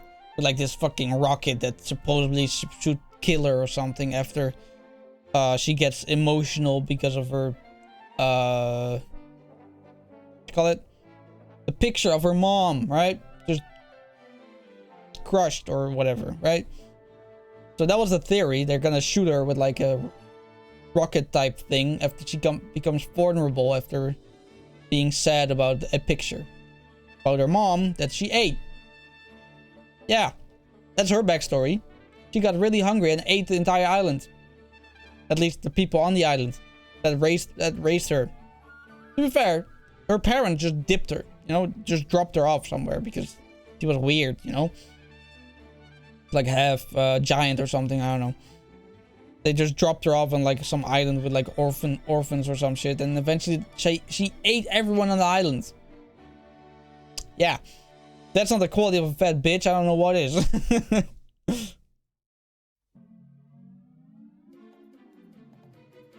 Okay. Alright, so they get through the whole wedding ceremony thing. They do the thing, alright? Luffy jumps out of the fucking cake with, like, all these monkey clones of him. And in all the ruckus, I think Brook, like, cuts the picture in half, I think. If I'm correct. Yeah, I think so. Cuts the picture in half. But Big Mom doesn't become sad. No, she becomes extremely angry. Extremely angry. She's also crying, but she got really, really angry, right? Yeah, that was not really in the planning. They were assuming that she would die after getting hit by that rocket, but that didn't happen. So yeah, that was a miss. Great plan, down the drain. I mean, the fact that you can think that a Yonko would die from a fucking rocket is... I don't know. I don't know how they got that idea, but whatever. Okay, what else? All right, so we have, like, whole cake.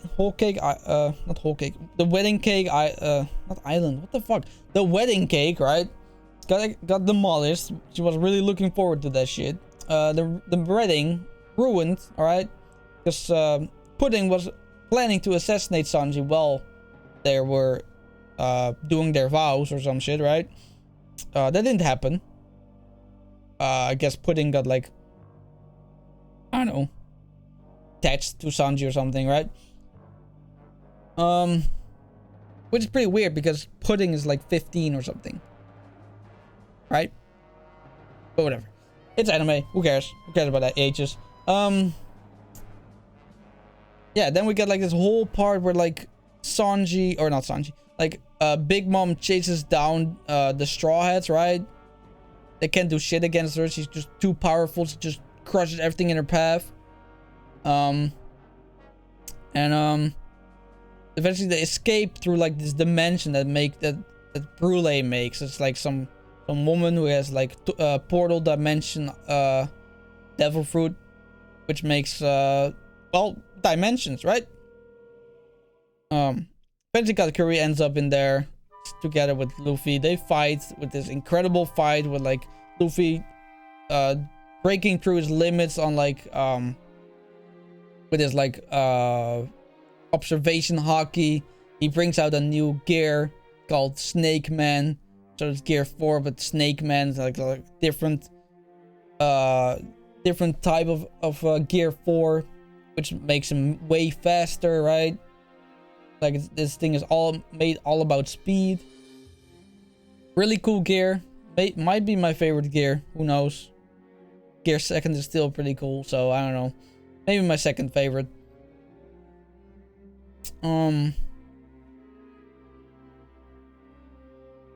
Eventually Luffy wins. Whether that's you know, whether that's justified or not, I don't know. I don't think Luffy should have won, but you know, if he didn't win, he would have died. So, you know, I'd rather have him win than him dying, right? But yeah, they escape eventually, and I guess that's Whole Cake Island. I guess roughly, you know, put in together, right?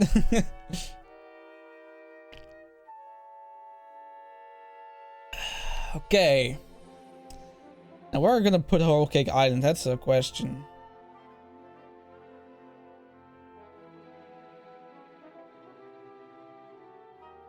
Alright, so Whole Cake accomplished a lot.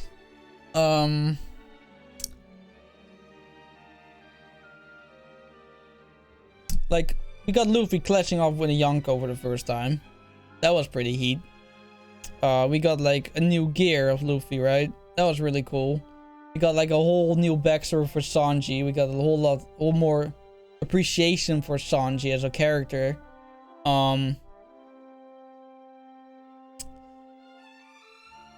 We've seen that not all people are bad under Big Mom. Like Katakuri is not a bad person per se. He has his own struggles, and he was just following orders in the end of the day, right? We have accomplished that Big Mom is a terrible person because she treats her children like trash, especially Pudding because she had 3 eyes. Like saying cover that eye because it's ugly or some shit. Like, come on, man, come on, it's just the eye. But yeah, I don't know where to put it, bro. It's a tough one. Like I think it's better than Dressrosa, that's for sure. I don't think it's better than Impel Down. Is it? It might be.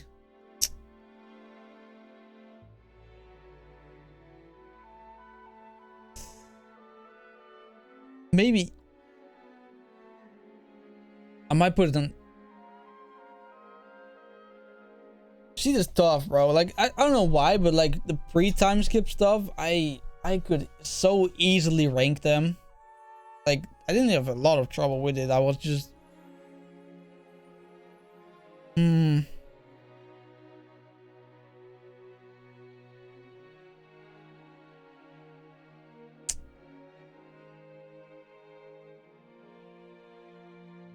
I also think it's better than Fishman Island, to be honest.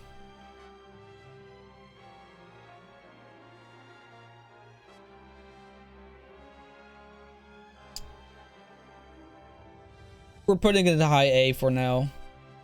We might put it in low S later. I don't know. Depends. Depends, yeah. Alright, whole cake. High A. Ooh. Okay, yo, we only have two arcs left, man. It's pretty crazy, not gonna lie. Reverie. Oh boy. Reverie.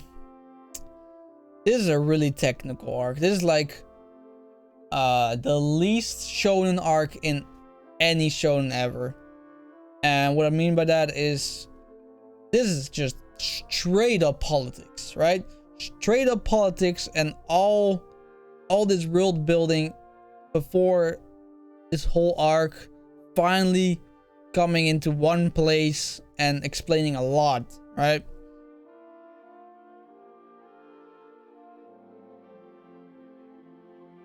So also Reverie had a lot of good points. We've seen that racism is still a thing.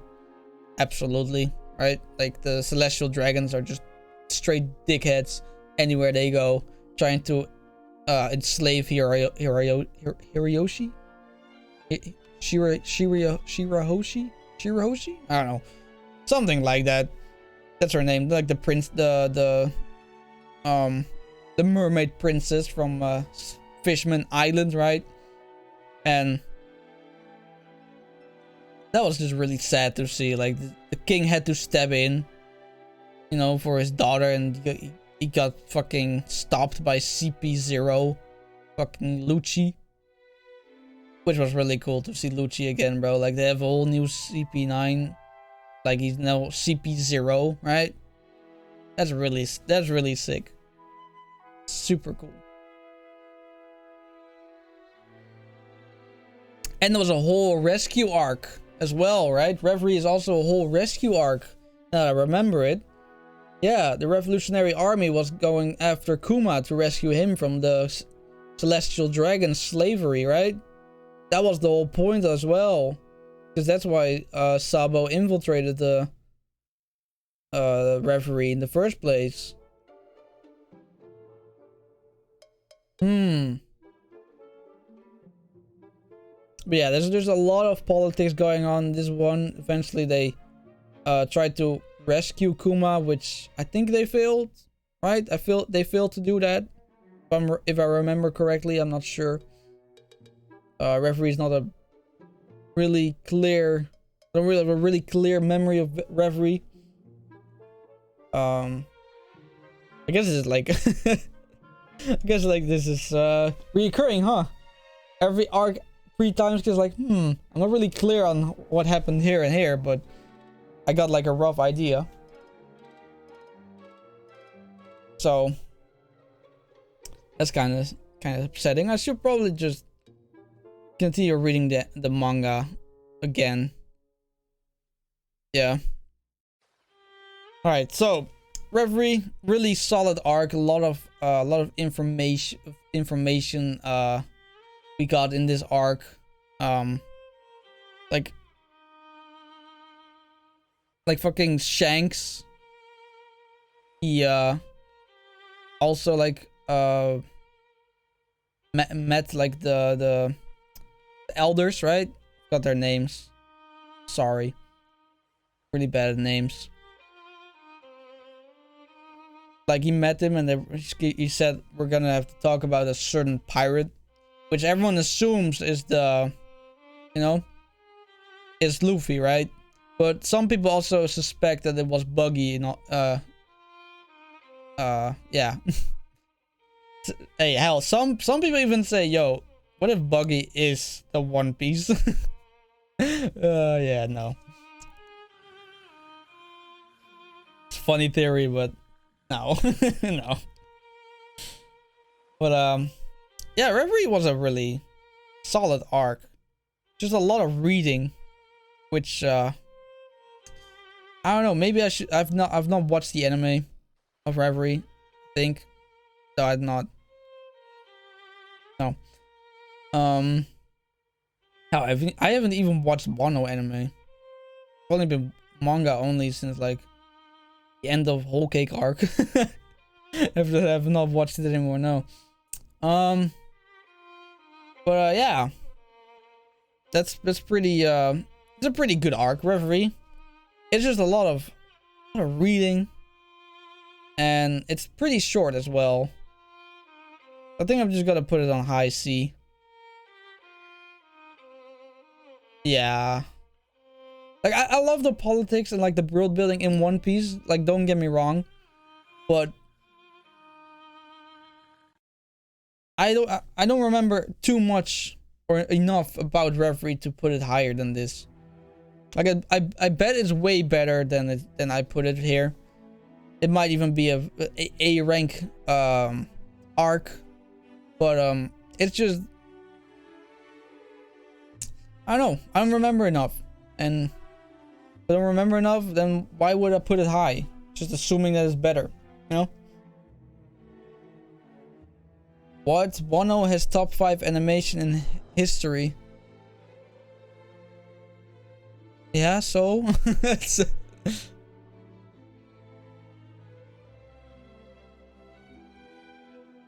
I've just have not at the time catch up. That's it.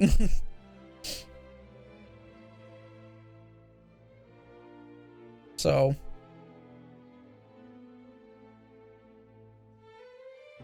okay, yo. 2 hours and 10 minutes later, we have arrived at Wano at last. Oh boy, Wano, what a arc. What a arc.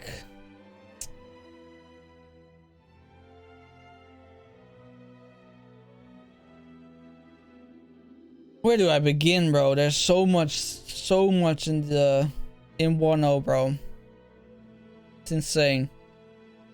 I mean, first of all, just them, you know, arriving at Wano with like the carps, right? Riding up. Fucking waterfall was really cool.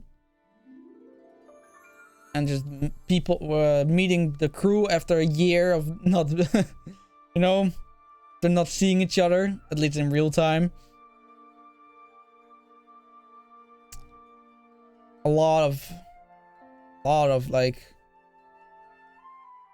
just a lot going on in Wano, bro. Like, this is like the end of like the whole saga, right? Like the whole saga that started in Punk Hazard. This is like the final arc, putting everything together. Okay.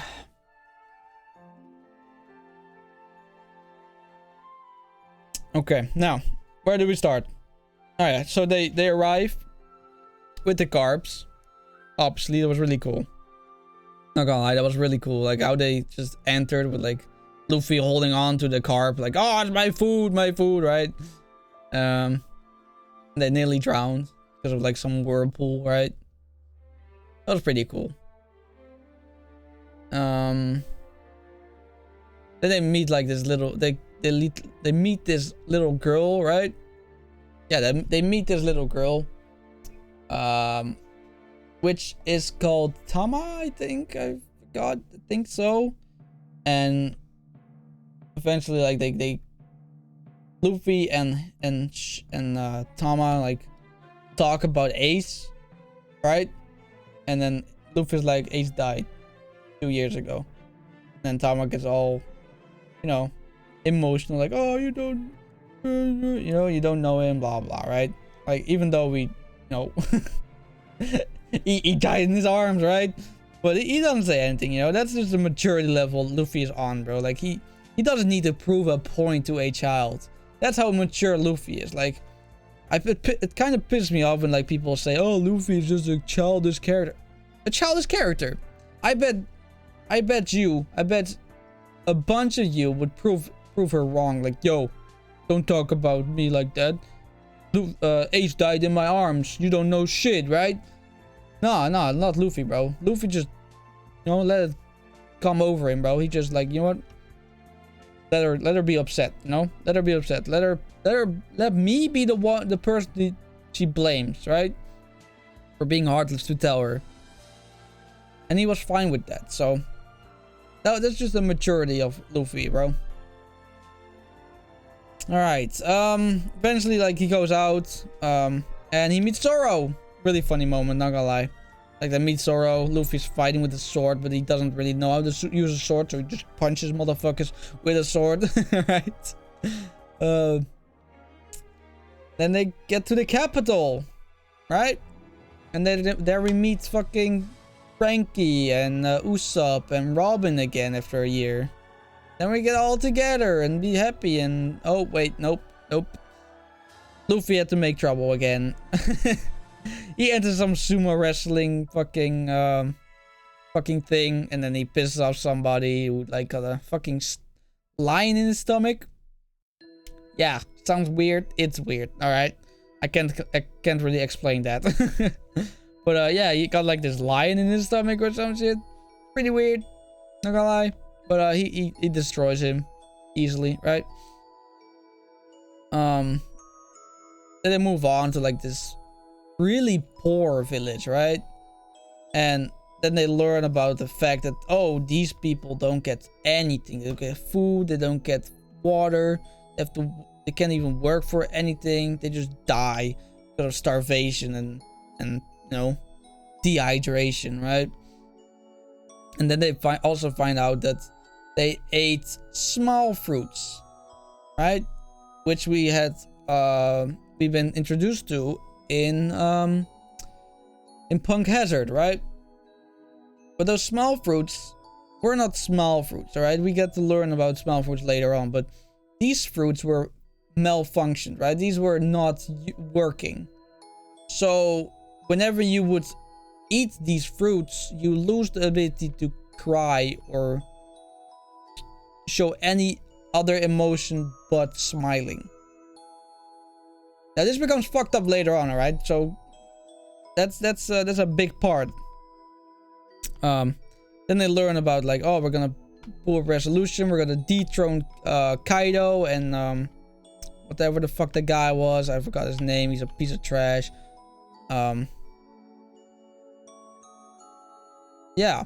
So they were gonna plan this whole fight and like war with like these tattoos on their leg, and everyone who has the tattoos on the legs gets like this piece of paper where like the information was stated, like, oh, this is where we meet, this is where the boats will be, blah blah blah, right?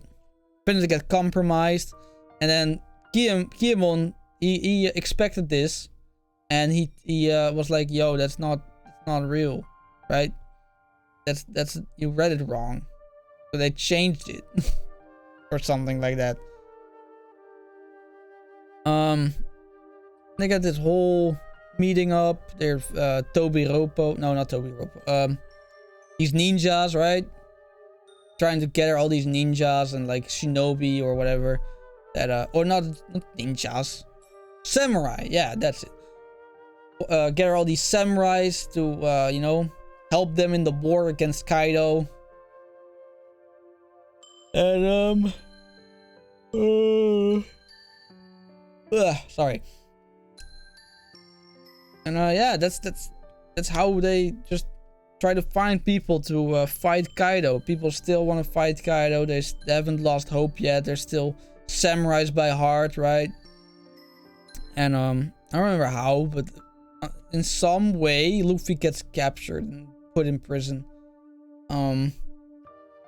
Yeah, I'm not sure why again. I forgot. I think because he like offended somebody or something. I don't know. Oh yeah, he fought Kaido and lost, and he got chained up. Yeah, that's it. He fought Kaido. That was it. Yeah. So he fought Kaido. He lost miserably. He got smacked the fuck out of. One shot, easy clap. Kaido just a monster, next level human being, right? Luffy could never compare to that. He gets sent to this prison where he finds Kid, who lost his arm in a battle against Kaido, right?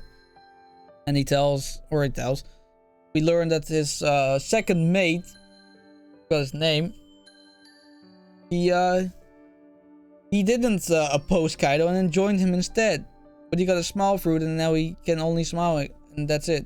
So, yeah. That's pretty sad.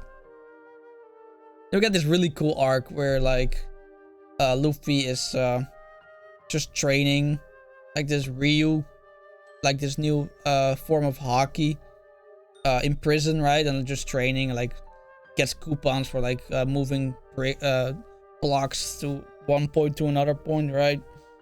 And with relative ease, bro. Like this man is chained up with like sea prism stone, so he should be weakened, but he's still fucking powerful as shit. All right, he can still use his hockey, he can still use his physical strength and everything like that. So those blocks that he's carrying from one point to another is nothing, bro. It's nothing. So yeah. Anyway, this was a really cool arc. I really like this arc where they where Luffy was just training in fucking prison, right? This new hockey that they learned called Ryu or something, which impacts the inside of somebody, right? Like hockey normally like covers your fist, but this one covers like the air around your fist or something, and then like it can go through material and explode on the outside or the inside. So he learned that from like some guy who was like a big shot back in the day. Then Big Mom shows up all confused. She's like brainwashed. Really didn't like that part where she got brainwashed, and like I did like that she was like all friends with Chopper, right? That was pretty funny. But like, and Tama. But I don't know, I did not like how Big Mom was like, first of all, she arrived, she got thrown off her ship, she's a fucking death producer, and she conveniently showed up on the beach without dying. I don't know, man. I know it would be kind of weird or pretty whack if Big Mom would die from just drowning, right? But still, bro, it's just a bit weird. And then the whole amnesia thing, like, come on, who believes this shit? I already don't like the amnesia tropes anyways. Like, I think it's overdone and it's never done well anyways. Just stupid. Like, oh, it's just a way to like further a story. Like, oh, there's the objective, find your memories, blah. Like, fuck off. Swear to God. How many times are we gonna have a character that's like, oh, amnesia, I have to find my memories, blah, blah, blah, blah. No, it's stupid, it's dumb. Stop this trope, it's stupid. Alright, so Big Mom is all mad about food or something. I don't know, I forgot. Oh, fuck yeah. My throat's starting to hurt, so we gotta get through this quickly, bro. Yeah, so Big Mom is all mad about food, which is gone, right? Then she fights like this guy called Queen. He's like the warden of the prison, right?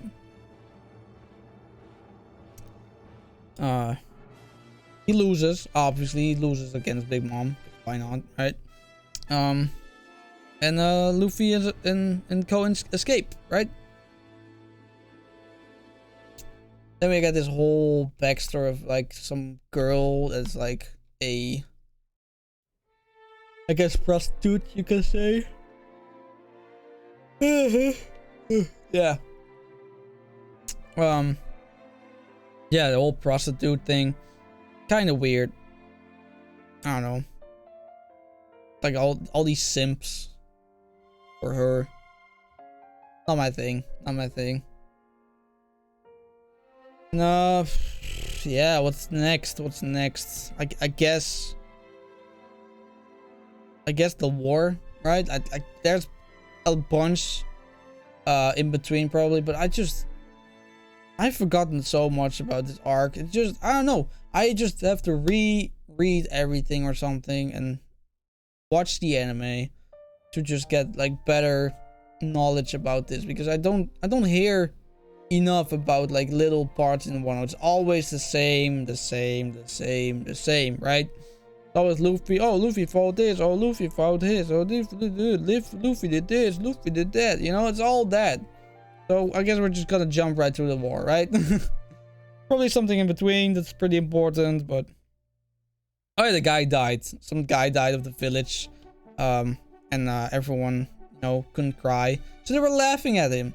But not really laughing, but they were crying, but they couldn't laugh. Or they couldn't cry because they were laughing. They couldn't cry because of the smile fruit, right? It was really fucked up. Not gonna lie. It was really fucked up. I shed some tears with that shit. So, I guess that's the only important part then that I forgot. Alright, then we get to the war, right? Then, finally, the war towards Onigashima, aka the island that Kaido lives on, I guess. And, well, it's just a mess, bro. Like, Luffy, they're like, okay, we got a plan, blah, blah, blah, blah. And Luffy's like, alright, bet, I'll just crash through the front door. Typical Luffy behavior, right? Then they have to, like, fight through all these fucking floors where, like, Queen is and, like, this other guy with, like, what's his name? He got, like, black clothing and, like, he got fire or something. I don't know. Some bird. Sorry. Some bird or something. I don't know. I forgot his name. But yeah, they climb this whole tower and stuff. Where they eventually clash with like Kaido and Big Mom together with Law and Kid. Really cool fight, not gonna lie. Kid and Law and Luffy all get like their big shine moments, right? And eventually like Luffy dies, right? Because Kaido is a menace. Kaido's just next level. And then we get the amazing moment that everyone talks about now. Alright, every single one of us is talking about this. Luffy Gear 5. Now, there's a lot of controversy for Luffy Gear 5, right? Like, some people don't like it. Some people are like, oh, this would... No, this is... Gear 5 Luffy is the embodiment of One Piece, alright? And I'll tell you why. One Piece is all about fantasy. One Piece has already had a lot of things that are like cartoon-ish, right? Like, for example, when they drink milk, their teeth grow back. If that's not cartoon, I don't know what is, right? Like, there's a lot of cartoony tropes anyway, and that Luffy has a devil fruit that literally allows him to use the Toon Force, essentially, right? He's literally using Toon Force, like he bending and stretching and stuff like that. He becomes gigantic, right? Like a bunch of like cool shit about that, right? It's just a really cool gear. This gear is insane, all right? And not just because it's so powerful, but it's just a really cool concept. Like he was a rubber man his entire life. He always thought he was a rubber man his entire life, but no, it was just a little bit of his true power of the gum fruit, bro. It was only a little tiny bit of the power he could do, and he'd been training or he'd been fighting with that power for 10 years. 10 years with his useless fucking rubber stretching abilities that does nothing to empower him at all, right? And then he just pulls out this Gear 5, which is fucking insane, bro. Like, he punches through somebody's face without him, you know, literally breaking his face. He punches through his fucking eyeballs. He becomes gigantic. He fucking, he literally jumps inside of Kaido, kicks him and punches him from the inside. Like, what the hell, bro? Like, he demolishes Kaido with this ability. It's crazy. He literally uses him as a fucking jumping rope. What the fuck, bro? He uses Kaido as a jumping rope. It's insane. Luffy is insane. Gear 5 is insane. And that's what's so cool about Gear 5. Because it is insane. Because it's Toon Force. It's literally cartoon. It's literally just goofs. That's what Luffy been all about this whole fucking show anyways. So that he embodies being a goofy cartoon character is a perfect awakening for his devil fruit, bro.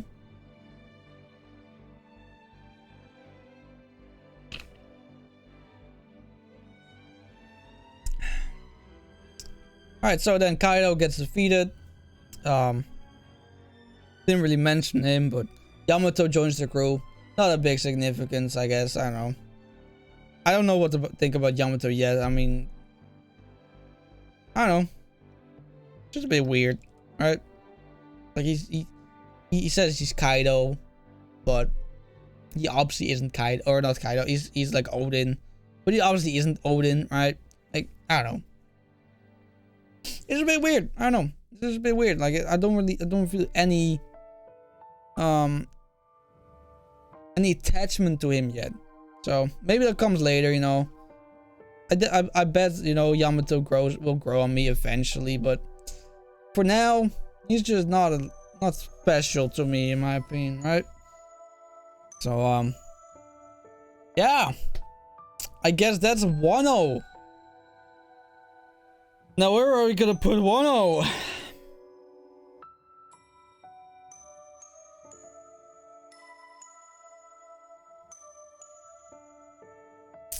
I mean, Wano is literally the thing that One Piece has been building towards the entire time. Like, it's like a how do you call it? Like, it's like an ending almost, right? It's like an ending of the show. This could have been the end if the main objective was killing Kaido, right? Or becoming a Yonko. So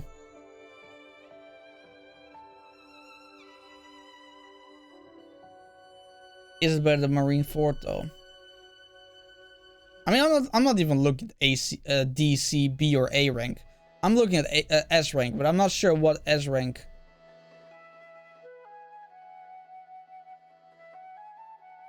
I'm not even sure, man.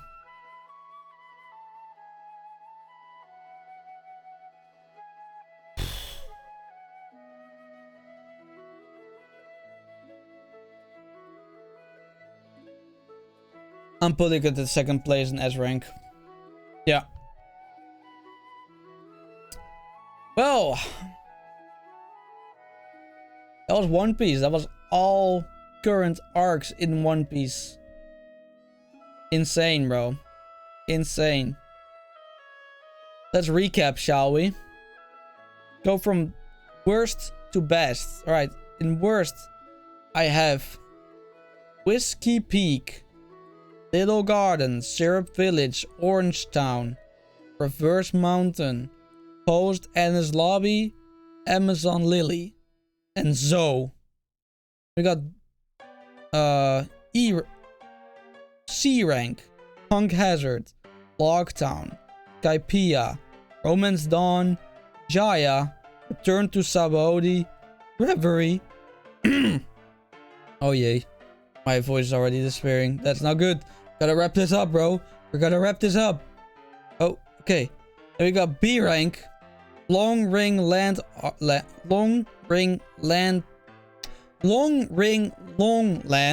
Baratier, Drum Island, Thriller Bark, Water 7, and Post-War, Ennis Lobby. Alright, then we have A rank, Dressrosa, Sabaody, Impel Down, Fishman Island, Whole Cake Island. And then S rank, you got Arlong Park, Jesus, Arlong Park, Alabasta, Ennis Lobby, Wano, and Marineford. Yeah, so that's the whole arc we got here. Cause look at it again, from up to bottom, top to end, and this is my definitive ranking on every arc in One Piece. And honestly, I'm pretty glad about it. This is a pretty good list. To be fair, I think Marineford and Wano are really close to each other. But think Wano does not reach Marineford hype. I mean, Gear 5 is cool and all, but it's, I don't know, Marineford is just better. Significant death, 2 people died, right? Like, Luffy, like, I don't know. It's just better. It's just better. So, alright. That's about it, alright? That's the stream. Before I lose my voice even more, which I'm currently doing, as you can hear. Yeah.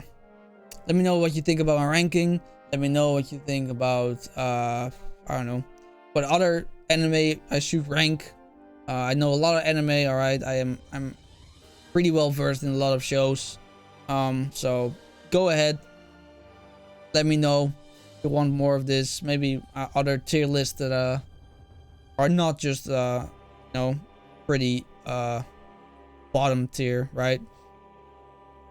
Not an anime tier list. I don't care about that. No, I want like a tier list within the anime. So, like, I don't know, a Naruto arc ranking or something. I don't know. Maybe I can rank the movie as well. You know, I have to rewatch them, I think, but I can also probably rank the movies. Who knows? You know. But yeah, that was the entire stream. Appreciate everyone for coming out. Appreciate everyone for rewatching on the Twitch VODs or on YouTube later on. And I see you guys later.